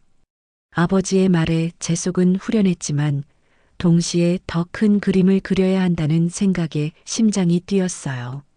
아버지는 계속해서 말씀하셨어요. 내가 납품 계약을 보류하겠다고 하니 다른 업체 알아보는 것도 쉽지 않을 거야. 우리 공장이 아니면 그만한 품질과 납기를 맞춰줄 수 있는 곳이 없거든. 아마 지금쯤 난리가 났을 테지. 내 남편이 사태를 막으려면 너의 도움이 필요할 거다. 아버지의 말은 제 마음속 고요한 집착에 불을 지르는 격이었어요. 이제 정말 제대로 된 복수를 할 수 있을 것 같았죠. 저는 아버지의 말에 어떤 대답도 하지 않은 채 그저 싸늘한 미소를 지었어요. 이대로 무너뜨릴 것인가 아니면 더 큰 고통을 안겨줄 것인가. 나는 이제 결정해야만 했다. 공장에서 아버지와의 대화는 제 마음속에 차가운 불씨를 더욱 활활 타오르게 했어요. 남편이 얼마나 저에게 무능하고 바보 같은 아내인 양굴었는지, 그리고 제가 그들의 경제적 속임수에 얼마나 무력했는지를 생각하면 치가 떨렸죠. 하지만 이제는 아니었어요. 상황은 역전되었고 저는 그들의 아킬레스건을 쥐고 있었으니까요. 집으로 돌아오는 길, 저는 제 휴대폰을 확인했어요. 남편에게서 부재중 전화가 수십 통 와 있었고 문자는 셀 수 없이 쌓여 있었죠. 당신 아버지 공장 때문에 회사 망하게 생겼어. 제발 연락 좀 받아줘. 우리 예원이를 생각해서라도 이러지 마. 애원하는 내용부터 협박에 가까운 내용까지 다양했어요. 저는 그들의 절규에 아무런 감정도 느끼지 못했어요. 오히려 예민한 촉이 발동했죠. 그들의 초조함은 곧 저에게 기회가 될 테니까요. 저녁 식사 시간이었어요. 예원이는 학교에서 있었던 일을 제잘거렸고 아버지는 묵묵히 제 이야기를 들어주셨죠. 평화로운 식탁 풍경과는 달리 제 머릿속은 복잡하게 돌아가고 있었어요. 언제, 어떻게 이 고유한 집착을 행동으로 옮길지 계산하고 있었어요. 남편 회사에 대한 정보가 더 필요하다는 생각이 들었죠. 식사를 마치고 예원이를 재운 뒤 저는 노트북을 켰어요. 남편 회사와 관련된 뉴스를 검색하기 시작했죠. 대기업 납품 일정, 협력업체 관련 기사, 그리고 김도진 대표의 이름까지 수많은 기사가 쏟아져 나왔어요. 납기일 임박, 핵심 부품 수급 난항 예상, 대기업, 납품 차질 시 위약금 부과 검토 등의 헤드라인들이 제 눈에 들어왔어요. 남편이 얼마나 큰 위험에 처해 있는지 직감할 수 있었죠. 그때 남편에게서 다시 전화가 왔어요. 이번에는 평소보다 더 절박한 목소리였죠. 수연아, 당장 전화 받아. 내가 지금 얼마나 급한 상황인 줄 알아? 당신 때문에 회사 망하면 책임질 거야? 당장 내일 장인어른 모시고 와. 아니, 당신이 직접 와서 사과해. 그의 목소리 끝에는 참지 못한 거친 욕설까지 튀어나왔어요. 저는 그의 폭발적인 분노에 잠시 숨을 멈췄죠. 그의 이성을 잃은 욱하는 모습은 저에게 오히려 더 큰 확신을 주었어요. 이제 그가 완전히 궁지에 몰렸다는 것을요. 저는 잠시 침묵했어요. 이 기회를 어떻게 활용할지 머릿속으로 계산했죠. 남편이 직접 아버지를 찾아오게 하는 것, 그들의 비굴한 모습을 직접 보는 것, 그것이 제가 원했던 복수의 시작이었으니까요. 생각해 볼게요. 연락드릴게요. 저는 차갑게 말하고 전화를 끊었어요. 남편의 간절함과 욱하는 분노가 저에게는 오히려 더 큰 힘이 되었죠. 이제 그들을 움직일 수 있다는 확신이 들었어요. 다음 단계는 어떻게 진행해야 할까? 나는 이미 답을 알고 있었다. 남편과의 전화가 끊긴 후 저는 노트북 화면에 떠 있는 남편 회사 관련 기사들을 다시 훑어봤어요. 대기업 납품 임박, 핵심 부품 수급 난항, 경영 위기설. 헤드라인 하나하나가 제 마음속에 차가운 승리감을 안겨주었죠. 저는 단순한 뉴스 검색을 넘어 집요하게 파고들기 시작했어요. 그의 이름, 회사 이름, 그리고 아버지의 이름을 함께 넣고 오래된 기사들을 뒤졌습니다. 그때였어요. 우연히 아주 작은 기사 하나가 제 눈에 들어왔어요. 남편이 사업을 시작하던 초창기, 아버지와 남편이 함께 찍은 사진이 작게 실린 지역 신문 기사였죠. 제목은 청년 사업가 김도진, 장인의 든든한 지원 없고 비상. 제 머릿속이 복잡해졌어요. 저는 그 기사를 클릭했어요. 기사 내용은 아주 상세했어요. 남편이 사업을 시작할 때 제 아버지의 공장에서 기술적인 도움과 일부 자본 지원을 받았다는 내용이었죠. 심지어 기사에는 아버지의 인터뷰까지 그대로 실려 있었어요. 내 사위가 될 사람이니 내 공장의 심장이라도 떼어줘야지요. 이 기술로 더 큰 세상을 보고 내 딸을 행복하게 해주길 바랄 뿐이요. 그 글을 읽는 순간 제 안에서는 폭풍 같은 감정들이 휘몰아쳤어요. 분노, 배신감, 그리고 말할 수 없는 치욕감이었죠. 그는 아버지의 도움으로, 아버지의 기술로 성공했으면서 저와 아버지를 철저히 무시하고 기만했던 거예요. 이 모든 것이 계획된 기만이라는 사실에 제 몸이 부들부들 떨렸어요. 이 고통은 단순히 무시당한 감정을 넘어 제 존재 자체가 부정당한 것 같은 치욕이었어요. 저는 당장이라도 남편에게 전화를 걸어 모든 것을 따져 묻고 싶었어요. 그의 뻔뻔함에 비수를 꽂아 넣고 싶었죠. 하지만 저는 간신히 감정을 억눌렀어요. 지금은 감정적으로 대응할 때가 아니었어요. 그들에게 더 큰 절망을 안겨주기 위한 이성적인 판단이 필요했으니까요. 이 진실은 제가 가진 가장 강력한 무기였다. 저는 자리에서 일어나 침대에 잠든 예원이의 얼굴을 한참 동안 바라봤어요. 아이는 세상 모르고 평화롭게 잠들어 있었죠. 이 아이에게 더 이상 상처를 줄 수는 없었어요. 저는 차가운 결심을 굳혔어요. 그들은 자신들이 저지른 일에 대한 대가를 치르게 될 거예요. 그들이 쌓아 올린 모든 것이 아버지의 손에서 시작되었고, 이제 아버지의 손에 의해 무너질 거라는 사실은 그들에게 어떤 충격으로 다가올 거예요. 정면 대결의 전야가 시작된 것이다.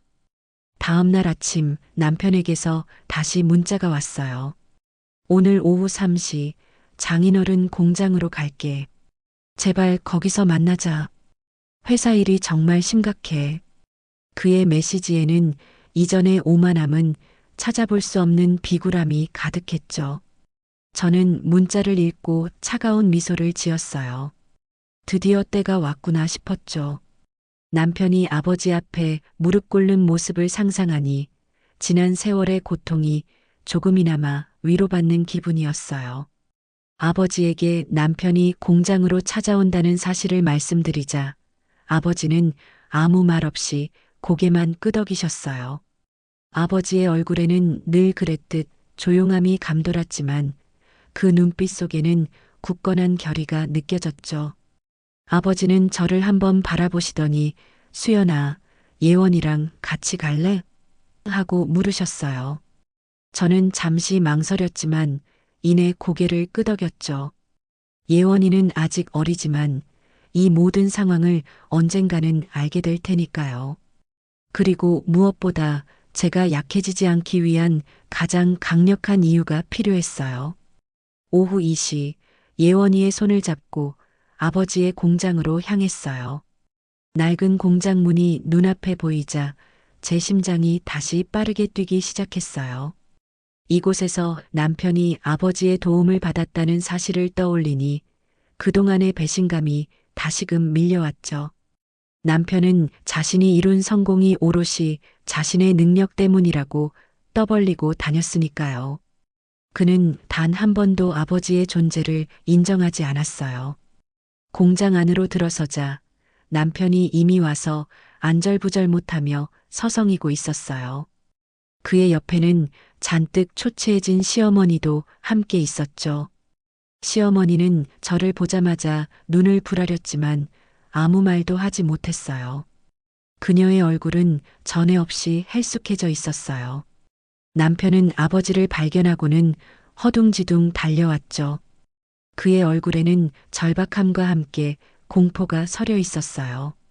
장인어른, 제발 저희 회사 좀 살려주세요. 납품 기한이 코앞인데 부품이 없으면 정말 끝장입니다. 남편은 아버지 앞에 무릎을 꿇으려 했어요. 아버지는 그의 행동을 막고 싸늘하게 말했죠. 자네가 내 딸에게 저지른 짓을 생각해보게. 그리고 지금 이 위기가 누구 때문인지도 말일세. 아버지의 말에 남편은 고개를 들지 못했어요. 나는 그들의 처절한 모습을 보며 충격과 함께 또 다른 분노를 느꼈어요. 남편이 아버지 앞에 무릎 꿇는 신용까지 하며 애원하자 시어머니는 더 이상 참지 못하고 달려들어 남편을 일으키려 했어요. 도진아, 내가 왜 저런 사람들 앞에서 무릎을 꿇어? 당장 일어나. 시어머니의 목소리는 격앙되어 있었지만 남편은 그녀의 손길을 뿌리쳤죠. 그의 눈빛은 오직 아버지에게만 향해 있었어요. 장인어른, 제발 한 번만 봐주십시오. 이번 납품건이 틀어지면 저희 회사 정말 망합니다. 평생 쌓아온 제 모든 것이 한순간에 날아가요. 남편의 목소리에는 이제 자존심 따위는 남아있지 않았어요. 그의 눈에는 눈물까지 글썽였죠. 나는 그 모습을 보며 묘한 감정을 느꼈어요. 그가 이렇게 비참해하는 모습을 보니 통쾌하면서도 한편으로는 지난 세월 내가 겪었던 절망이 떠올라 가슴 한편이 시큰거렸죠. 내가 평생 쌓아온 것이 날아가는 게 두렵더냐? 내 딸이 내 집에서 피눈물 흘리며 살았던 시간은 어떻게 보상할 텐가? 내가 내 자식인 예원이가 아파 죽을 지경인데도 회사에 핑계대고 나 몰라라 했을 때 그때는 내 평생이 날아갈까봐 두렵지 않았더냐? 아버지의 목소리는 낮았지만 그 어떤 천둥 소리보다 강력하게 남편의 심장을 울렸어요. 남편은 아버지의 말 한마디 한마디에 고개를 숙였고 그의 몸은 미세하게 떨렸죠. 시어머니는 그제야 상황이 더욱 심각해졌음을 깨달았는지 나를 향해 날카롭게 소리쳤어요. 수연이 너, 내 아버지가 이러는 거 다 너 때문이지? 내가 우리 도진이한테 무슨 말이라도 한 거지? 내가 들어와서 우리 집안이 망하는 거야. 시어머니는 나에게 모든 비난의 화살을 돌렸어요. 나는 시어머니의 분노에 찬 시선을 피하지 않고 똑바로 바라봤죠. 그리고 어젯밤 인쇄해온 낡은 신문 기사를 그녀의 눈앞에 펼쳐 보였어요. 어머님, 제가 한 말은 아무것도 없어요. 이 기사가 모든 걸 말해주고 있네요. 당신 아들이자 제 남편이었던 김도진 씨가 저와 예원이에게 저지른 일에 대한 대가를 치르는 것뿐입니다. 당신들이 저를 사람 취급 안 할 때, 제 돈을 빼돌려 당신 치장에 쓸 때, 예원이가 아픈데도 외면할 때, 그때는 이런 결과 생각 안 하셨습니까? 내 목소리는 단호했고 그 안에는 억눌렸던 치욕이 고스란히 담겨 있었어요. 시어머니는 제 말에 완전히 무너져 내렸어요. 그녀의 얼굴은 마치 가면처럼 굳어졌고 그 안에 담긴 분노는 더 이상 표출되지 못하고 안으로 사겨지는 듯 보였죠. 남편은 여전히 고개를 숙인 채 부들부들 떨고 있었어요. 저는 그들의 절망적인 모습을 보며 말할 수 없는 통쾌함을 느꼈지만 동시에 이 상황을 더 이상 끌고 갈 필요가 없다는 생각도 들었어요. 이제 그들의 치욕은 충분했으니까요. 아버지는 조용히 남편과 시어머니를 응시했어요. 그리고는 나지막이 입을 열었죠. 이 모든 것은 자네들이 자초한 일이다. 나는 내 딸과 내 손녀를 지키기 위해 당연한 일을 했을 뿐이다. 이제 이 모든 대가를 치를 준비를 하도록. 아버지의 목소리는 마치 사형 선고를 내리는 듯 차가웠지만 그 안에는 묵직한 부성애가 담겨 있었어요. 남편은 아버지의 말에 미세하게 몸을 떨었지만 아무런 반박도 하지 못했죠. 시어머니는 겨우 정신을 차렸는지 저를 향해 이를 악물고 고통스럽게 하지만 분노에 찬 목소리로 절규했어요. 너 따위가 감히 우리 도진이한테 무슨 짓을 한 거야? 내 아버지를 시켜서 우리 집안을 풍비박산 낼 셈이냐고. 내까짓 게 뭔데? 내 주제를 알아야지. 내가 너를 가만히 놔둘 것 같으냐? 그녀의 목소리는 갈라지고 쉰 목소리였지만 그 안에 담긴 증오와 분노는 폭발적이었어요. 그녀는 마치 짐승처럼 저에게 달려들 기세였죠. 나는 그녀의 비난을 담담히 듣고 있었어요. 이제 더 이상 그녀의 말은 저를 아프게 할 수 없었어요. 오히려 그녀의 분노는 저에게 더 큰 만족감을 주었죠. 그녀의 그 추악한 모습이 제가 겪었던 모든 고통을 증명하는 듯 했으니까요. 저는 예원이의 손을 더 꽉 잡았어요. 아이는 고사리 같은 손으로 제 손을 마주 잡고 있었죠. 아이의 체온이 저에게 큰 힘이 되었어요. 나는 시어머니를 향해 차갑게 말했어요. 어머님, 저는 더 이상 당신들의 며느리가 아닙니다. 제 남편은 이미 제 곁에 없고 당신들의 손녀도 이제 이곳에 없습니다. 당신들이 저에게 준 상처를 생각하면 이 정도는 아무것도 아닙니다. 당신들이 제게 가한 무시와 고통에 비하면 이 정도는 정말 약과라고 생각하지 않으세요? 제 말은 시어머니의 마지막 자존심을 산산조각 내는 듯 했어요. 그녀는 제 말에 결국 주저앉아 흐느끼기 시작했죠. 남편은 그런 시어머니를 일으키려 애썼지만 그의 손길은 힘이 없었어요. 그는 완전히 절망에 빠진 듯 보였죠. 아버지는 더 이상 그들과 대화할 필요가 없다는 듯 저와 예원이를 데리고 공장 문을 향해 걸었어요. 남편과 시어머니의 비참한 모습은 제 눈에 박혔지만 저는 뒤돌아보지 않았어요. 공장 문을 나서자 차가운 바람이 불어왔어요. 저는 심호흡을 했죠. 이 모든 치욕과 분노를 털어내고 이제 새로운 시작을 할 때였다. 정면 대면은 끝났지만 복수의 서막은 이제 막 올랐을 뿐이었다. 공장을 나서는 순간 제 몸을 짓누르던 무거운 공기가 사라지는 것 같았어요. 남편과 시어머니의 절규는 멀어져 갔고 저는 차가운 밤 공기를 깊이 들이마셨죠. 예원이는 아버지의 품에 안겨 잠들어 있었어요. 아이의 평온한 숨소리를 들으니 제 마음속에 자리 잡았던 분노가 차가운 이성으로 바뀌는 것을 느꼈어요. 이제 감정에 휩쓸릴 때가 아니었죠. 친정집으로 돌아와 예원이를 침대에 눕히자 아버지는 저를 마루로 부르셨어요. 수연아, 이제부터가 진짜 시작이다. 내 마음이 어떤지 다 알지만 냉정하게 판단해야 한다. 아버지의 목소리는 조용했지만 그 안에 담긴 의미는 묵직했어요. 저는 고개를 끄덕였죠. 그동안 그들에게 당했던 치욕을 되갚아주려면 감정보다는 이성이 앞서야 한다는 것을 저도 알고 있었으니까요. 아버지는 제 앞에 앉아 천천히 말씀하셨어요. 내 남편 회사 김도진이 대표로 있지만 실질적인 기술력과 주요 부품 공급은 우리 공장에 의존하고 있었다. 특히 대기업 납품건은 우리 부품 없이는 불가능한 구조였어. 아버지의 설명에 저는 다시 한번 충격을 받았어요.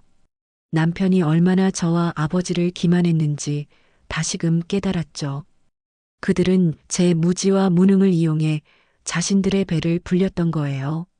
나는 일단 납품 보류로 압박했지만 이제 다음 수를 생각해야 한다.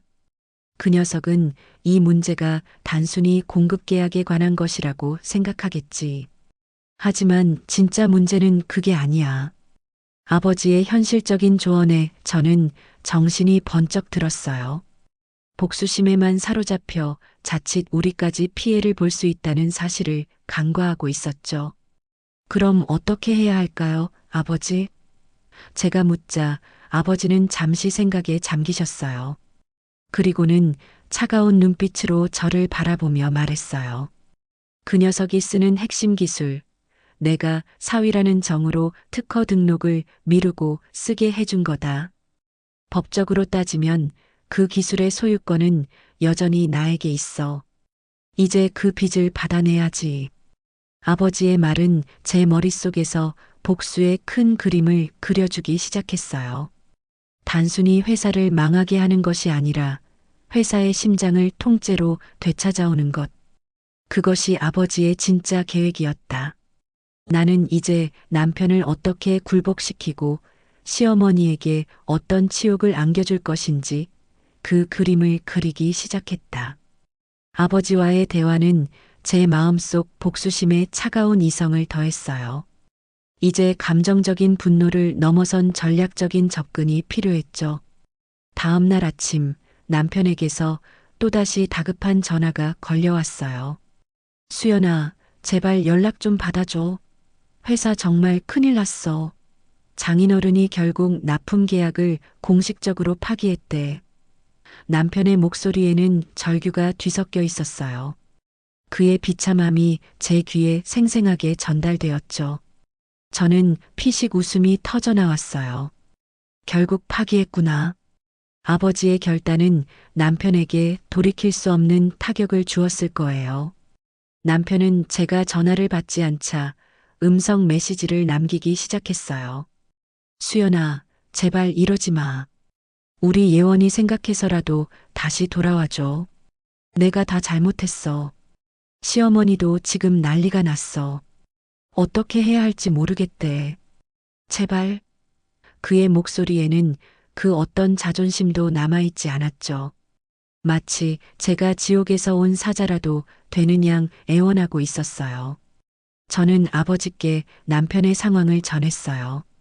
아버지는 묵묵히 제 이야기를 들으시더니 이제 그놈은 내가 아니면 안 된다는 걸 깨달았을 거다. 지금쯤 다른 협력업체들을 찾아봤겠지만 우리 공장만큼 납기와 품질을 맞춰줄 곳은 없을 거야. 납품 기한은 다가오고 대기업의 위약금 압박까지 들어갈 테니 아마 버티기 힘들 걸세. 아버지의 담담한 설명에 저는 고개를 끄덕였어요. 이 모든 것이 아버지의 큰 그림이었다는 것을 다시 한번 깨달았죠.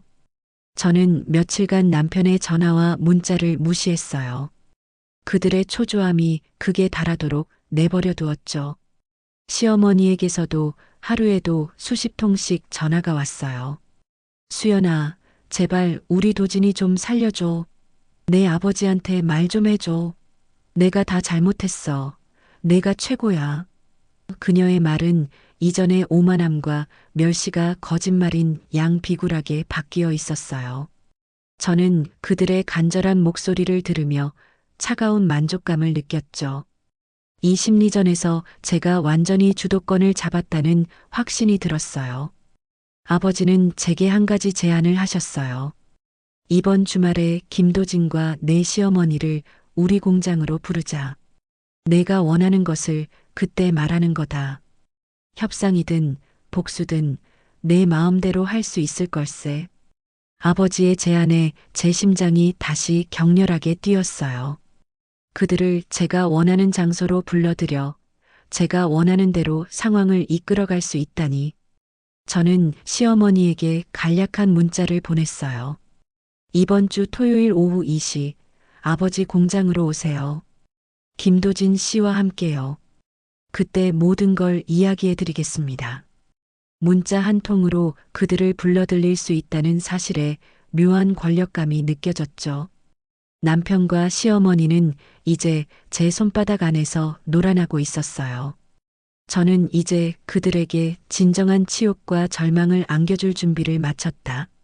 문자를 보낸 후 며칠이 지나자 남편과 시어머니는 더욱 필사적으로 매달리기 시작했어요. 남편은 매시간 전화를 걸어 애원했고 시어머니는 이제 울먹이는 목소리로 죽고 싶다는 말까지 했죠. 그들의 애처로운 모습은 제 마음을 전혀 움직이지 못했어요. 오히려 그들이 느끼는 고통이 제가 지난 세월 겪었던 고통에 비하면 아무것도 아니라는 생각에 냉소만 더해졌죠. 그들은 자신들의 잘못으로 인한 이 모든 상황을 부정하고 저에게 책임을 전가하려 애썼어요. 저는 예원이와 함께 친정 마당에서 꽃을 심었어요. 예원이는 흙장난에 신이 났고 저는 그런 예원이를 보며 평화로운 일상을 만끽했죠. 남편과 시어머니가 어떤 지옥을 맛보고 있든 제게는 이제 아무 상관없다는 듯이요. 하지만 제 마음속으로는 그들에게 마지막 치욕을 안겨줄 준비를 하고 있었어요. 복수의 완성은 바로 이 순간 그들의 비참한 현실을 두 눈으로 확인하는 것이었으니까요. 토요일 오후 2시 아버지의 공장 문을 열고 들어서자 남편과 시어머니가 먼저 와서 초조하게 서성이고 있었어요. 남편의 얼굴은 수척해져 있었고 눈은 퀭했어요. 고급 정장은 구겨져 있었고 머리는 헝클어져 있었죠. 평소 깔끔함에 집착하던 그가 이렇게 망가진 모습이라니. 옆에 선 시어머니는 더 처참했어요. 그녀의 명품 가방은 어딘가에 처박아 둔 건지 보이지 않았고 얼굴에는 짙은 그늘이 드리워져 있었죠. 친목 모임에서 그렇게 자랑하고 싶어 했던 아들이 이렇게 무너진 모습을 누가 상상이나 했을까요? 수연아, 제발 장인어른 좀 설득해줘. 정말 회사 망하게 생겼어. 남편은 저를 보자마자 달려와 무릎을 꿇으려 했어요. 저는 그의 행동을 차갑게 막았죠. 시어머니는 저를 노려봤지만 이제 그녀의 눈빛에는 분노보다 더 큰 절망과 공포가 서려 있었어요. 그녀의 표정에서 과거의 오만함은 찾아볼 수 없었죠. 아버지는 묵묵히 그들의 앞에 서 계셨어요. 이야기는 수연이가 할 거야. 아버지의 말에 남편과 시어머니는 동시에 저를 바라봤어요. 그들의 눈에는 마지막 희망이 담겨 있는 듯 했죠. 저는 그들의 간절한 눈빛을 보며 지난 세월 제가 겪었던 고통들을 떠올렸어요. 예원이가 아플 때의 무관심 가계부에 사라진 돈, 시어머니의 멸시.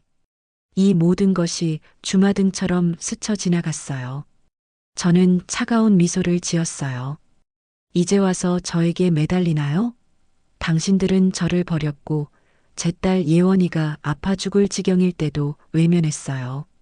당신 아들은 저의 돈을 빼돌려 어머니의 명품 가방을 사들였죠. 당신들이 쌓아 올린 모든 것은 당신들 스스로 무너뜨린 겁니다. 제 말은 칼날처럼 그들의 심장을 꿰뚫었어요. 남편과 시어머니의 얼굴은 완전히 절망으로 물들었죠. 이 순간 나는 나의 복수가 완성되었음을 느꼈다. 제 말은 날카로운 비수가 되어 남편과 시어머니의 심장을 꿰뚫었어요. 남편은 멍하니 저를 바라봤고 시어머니는 미친 듯이 제게 달려들려 했죠. 내까짓게 감히 그런 말을 짓거려. 내가 뭘 안다고. 우리 도진이가 얼마나 힘들게 회사를 키웠는데. 시어머니의 목소리는 갈라져 나왔지만 그 안에는 마지막 남은 분노가 폭발하려는 듯 했어요. 저는 시어머니의 격앙된 얼굴을 차갑게 마주했어요. 더 이상 그들의 분노에 휘둘릴 제가 아니었죠. 어머님, 김도진 씨가 회사를 키운 게 아니죠. 제 아버지가 키우신 거죠. 제 목소리는 낮고 단호했어요. 그 말에 남편은 물론 시어머니도 얼어붙었죠. 그들의 눈에는 경악과 함께 공포가 서렸어요. 무슨 소리야. 내가 지금 뭘 아는 척 하는 거야. 남편은 당황하며 더듬거렸어요. 그의 목소리에는 초조함이 역력했죠. 저는 그들의 얼굴을 하나하나 응시하며 제가 가진 모든 진실을 쏟아냈어요. 아버지 공장의 기술력과 초기 자본이 없었다면 김도진 씨는 지금 이 자리에 없었을 겁니다. 그리고 더 중요한 게 있죠. 당신 회사의 핵심 기술, 그 특허권 말이에요. 여전히 제 아버지 이름으로 되어 있다는 사실 알고는 있었나요? 당신은 그걸 당신들에게 그리고 저에게 철저히 숨겼죠. 마치 모든 게 자기 혼자 이룬 것처럼 행세했어요. 제 말이 끝나자마자 시어머니는 자지러지듯 소리쳤어요. 말도 안 돼. 거짓말이야. 우리 도진이가 얼마나 똑똑하고 유능한데 내 아버지가 뭘 했다는 거야. 그녀는 귀를 막고 현실을 부정하려 했어요. 남편은 고개를 푹 숙인 채 아무 말도 하지 못했죠. 그의 어깨는 심하게 떨리고 있었어요. 모든 진실이 폭로되는 순간 그들의 세계는 산산조각 나고 있었어요. 아버지는 묵묵히 그 모든 광경을 지켜보고 계셨어요. 그리고 나지막이 입을 열었죠. 나는 내 딸이 저들에게 사람 대접도 못 받고 피눈물 흘리는 꼴을 더 이상 볼 수 없었다. 자네 남편은 내 딸을 무시하고 내 은혜를 원수로 갚았지. 그 대가를 이제 치를 때다. 아버지의 목소리는 그 어떤 협박보다 강력했어요. 남편은 끝내 고개를 들고 저를 바라봤어요. 그의 눈에는 절망과 함께 뒤늦은 후회가 가득했죠. 수연아, 제발 내가 다 잘못했어. 제발 한 번만 용서해줘. 그의 목소리는 갈기갈기 찢겨져 나왔어요. 나는 그의 눈을 보며 차갑게 말했어요. 용서요? 당신 딸이 아플 때 당신은 제게 말했죠. 제가 유난 떠는 거라고. 지금 보니 정말 유난 떠는 건 당신 같은데요? 제 말은 남편과 시어머니의 마음을 산산조각 냈어요. 시어머니는 제 말을 믿을 수 없다는 듯 고개를 세차게 저었고 남편은 바닥에 주저앉아 고통스러운 신음소리를 냈죠. 그의 낡은 정장은 구겨진 채였고 그동안 쌓아 올린 모든 것이 한순간에 무너져 내리는 절망감이 그의 온몸을 감쌌어요. 그의 어깨는 격렬하게 떨렸고 저는 그 모습을 보며 차가운 만족감을 느꼈어요. 말도 안 돼. 우리 도진이가 그런 애가 아니야. 저 여우 같은 게, 저 천박한 것이 우리 도진이 홀려서 이런 거짓말을 꾸미는 거야. 시어머니는 마지막 발악이라도 하듯 저에게 손가락질하며 소리쳤어요. 그녀의 얼굴은 분노와 공포 그리고 부정으로 일그러져 있었죠. 나는 그녀의 추악한 모습에 혐오감마저 들었어요. 과거에는 그녀의 비난에 상처받았지만 이제는 오히려 그녀의 비참함이 저에게 가슴이 뻥 뚫리듯 통쾌했어요. 어머님, 이제 와서 누구를 탓하십니까? 당신들이 뿌린 씨앗을 거두는 것뿐입니다. 저는 그녀의 절규를 끊고 말했어요. 예전에 말씀하셨죠. 아이가 아픈 게 대수냐고. 그렇다면 어머님 아들 회사가 망하는 게 그렇게 대수인가요? 제 목소리는 얼음장처럼 차가웠어요. 시어머니는 제 말에 더 이상 반박하지 못하고 바닥에 주저앉아 흐느끼기 시작했어요. 그녀의 울음소리는 서럽기보다는 처절한 절규에 가까웠죠. 남편은 고개를 들고 저를 바라봤어요. 그의 눈에는 이미 체념과 함께 깊은 절망감이 가득했죠. 그는 더 이상 저에게 매달리지 않았어요. 그저 텅 빈 눈으로 저를 응시할 뿐이었죠. 저는 그 모습을 보며 완벽한 승리를 느꼈어요. 제가 원했던 것은 단순히 회사를 망가뜨리는 것이 아니었어요. 그들이 저에게 가했던 정신적인 고통, 무시, 그리고 배신감을 똑같이 되돌려주는 것이었죠. 그리고 지금 그들은 제가 겪었던 모든 것을 그대로 느끼고 있었어요. 아버지는 묵묵히 제 옆에 서 계셨어요. 그들의 처절한 모습을 보면서도 아버지의 얼굴에는 아무런 표정 변화도 없었죠. 그저 제 어깨를 가볍게 두드려 주실 뿐이었어요. 그 손길은 저에게 수고했다. 내 딸이라고 말하는 듯 했어요. 그 순간 저는 지난 세월의 모든 고통이 눈 녹듯 사라지는 것을 느꼈어요. 저는 예원이의 손을 잡고 아버지를 따라 공장 문으로 향했어요. 남편과 시어머니는 여전히 바닥에 주저앉아 자신들의 몰락을 받아들이지 못하고 있었죠.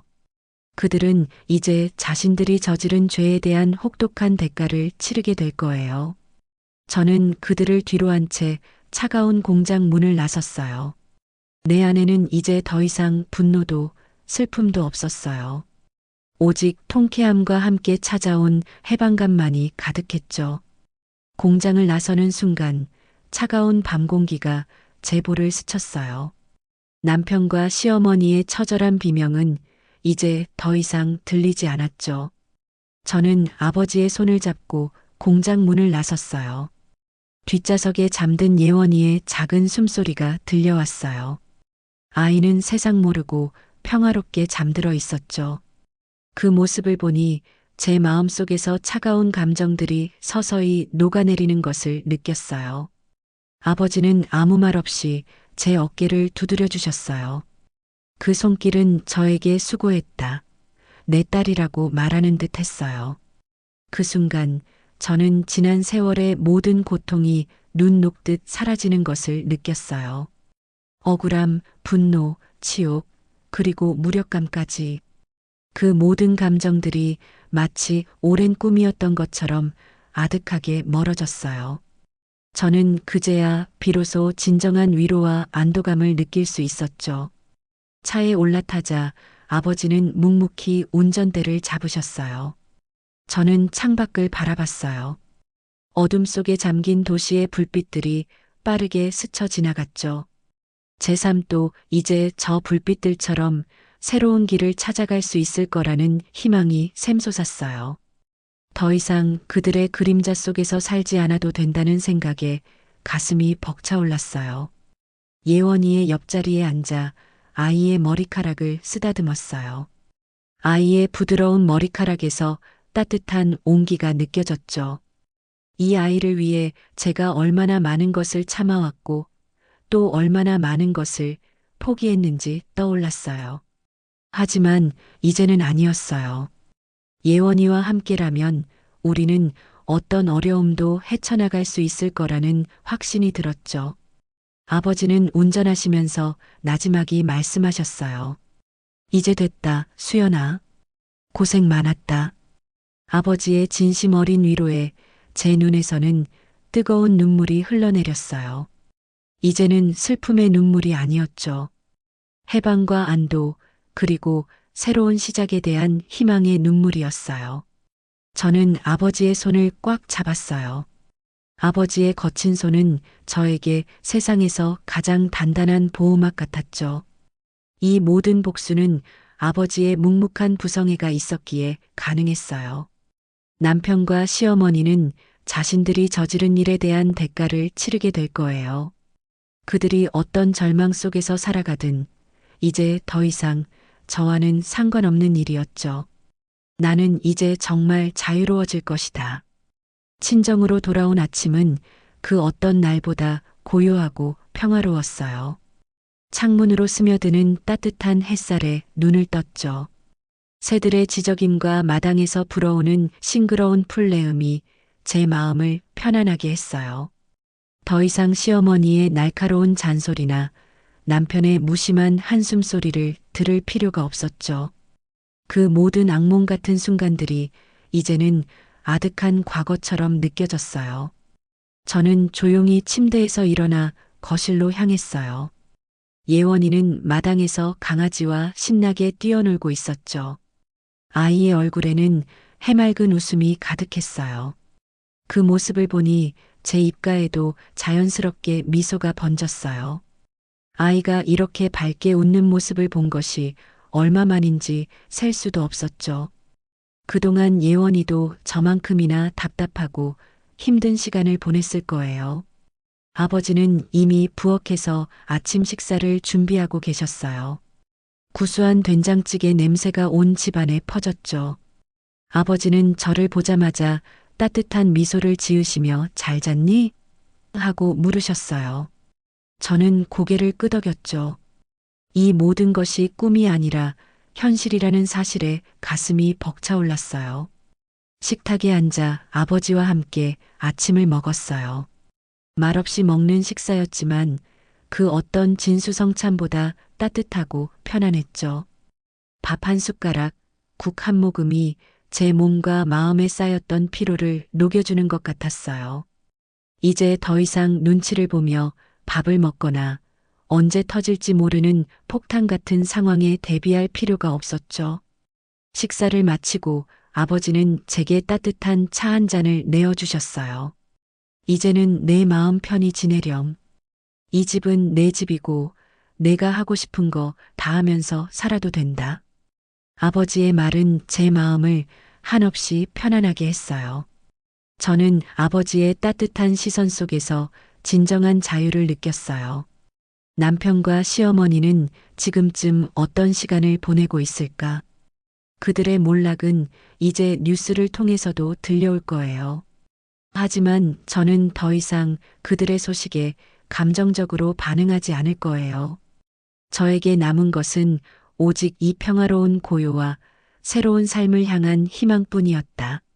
나는 이제 내 삶을 되찾을 것이다. 며칠이 지났어요. 라디오에서는 연일 남편 회사의 최종 부도 소식이 흘러나왔죠. 모든 것이 끝났다는 생각에 후련하면서도 마음 한구석에는 설명하기 힘든 공허함이 자리 잡았어요. 복수는 달콤했지만 그 뒷맛은 어딘가 씁쓸했죠. 내가 원했던 게 정말 그들의 완벽한 파멸이었을까? 마당 평상에 앉아 멍하니 하늘을 보고 있는데 아버지가 옆에 와 앉으셨어요. 무슨 생각하냐? 아버지의 물음에 나는 멋쩍게 웃었죠. 그냥요. 제가 너무 심했나 싶기도 하고, 이젠 뭘 해야 할지도 잘 모르겠고요. 아버지는 그런 내 머리를 툭툭 쓰다듬어 주셨어요. 내가 한 건 복수가 아니야. 제자리를 찾는 과정이었지. 삐뚤어진 걸 바로 잡았을 뿐이다. 그러니 죄책감 가질 필요 없어. 아버지의 말에 위로를 받았지만 여전히 마음 한편은 복잡했어요. 한 가정을 무너뜨렸다는 무게감, 그리고 앞으로 예원이와 어떻게 살아가야 할지에 대한 막연한 불안감. 해방감 뒤에 찾아온 이 감정의 정체를 나는 가늠하기 어려웠어요. 나는 이겼지만 상처뿐인 승리처럼 느껴지기도 했죠. 어쩌면 진짜 싸움은 이제부터 시작인지도 몰랐어요. 이제 그들을 향했던 분노와 집착이 사라진 자리에 나는 무엇으로 내 삶을 채워야 할까? 친정집에서 맞이하는 새로운 아침은 언제나 희망과 함께 작은 무게감을 동반했어요. 마당에서 들려오는 예원이의 웃음소리는 제 마음을 더욱 단단하게 만들었죠. 저는 이제 더 이상 과거의 그림자에 갇혀 살지 않을 거예요. 지난 세월의 아픔과 억울함은 모두 털어버리고 온전히 저 자신과 예원이를 위한 삶을 시작할 때였으니까요. 아침 식사를 마친 후 저는 아버지와 함께 마당에 앉아 이야기를 나눴어요. 아버지, 저 이제 뭘 할 수 있을까요? 예원이도 학교에 가야 하고 저도 뭔가를 하고 싶은데 제 목소리에는 설렘과 함께 작은 두려움도 섞여 있었어요. 오랜 시간 경제적으로 남편에게 의존해 왔기에 막상 혼자 힘으로 시작하려니 막막함도 있었죠. 아버지는 제 손을 따뜻하게 잡아주셨어요. 내가 하고 싶은 거 다 해라. 이제는 내 인생이니까. 내가 뭘 하든 아버지가 옆에서 도와줄 거다. 공장 일도 좋고, 내가 배우고 싶었던 것도 좋고, 뭐든 좋다. 아버지가 되찾은 그 회사, 내가 맡아서 새롭게 이끌어보는 건 어떻겠냐? 내 방식대로 올바른 길로 말이다. 아버지의 제안에 가슴이 벅차올랐다. 하지만 기쁨도 잠시, 남편이 남긴 상처투성이 회사를, 그를 따르던 직원들을 내가 온전히 품을 수 있을까?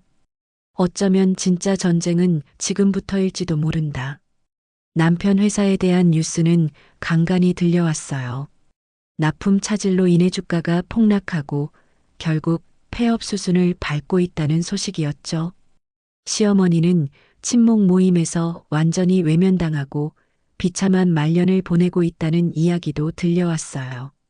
하지만 저는 더 이상 그들의 소식에 감정적으로 반응하지 않았어요. 그들은 자신들의 잘못에 대한 대가를 치르고 있는 것 뿐이었으니까요. 저에게는 더 이상 분노나 원망이 남아있지 않았어요. 저는 활짝 웃으며 아버지의 어깨에 기댔어요. 지난 세월의 고통은 이제 저를 더욱 단단하게 만들었어요. 복수를 통해 저는 해방감을 얻었고 아버지의 사랑과 예원이의 존재를 통해 진정한 위로와 행복을 찾았죠. 친정 마당에 피어난 꽃들처럼 제 삶에도 이제 아름다운 꽃들이 활짝 피어날 것이다. 파괴하는 손이 아니라 무언가를 다시 일으켜 세우는 손으로 나만의 새로운 미래를 그려나갈 것이다. 끝까지 함께 해주셔서 감사합니다.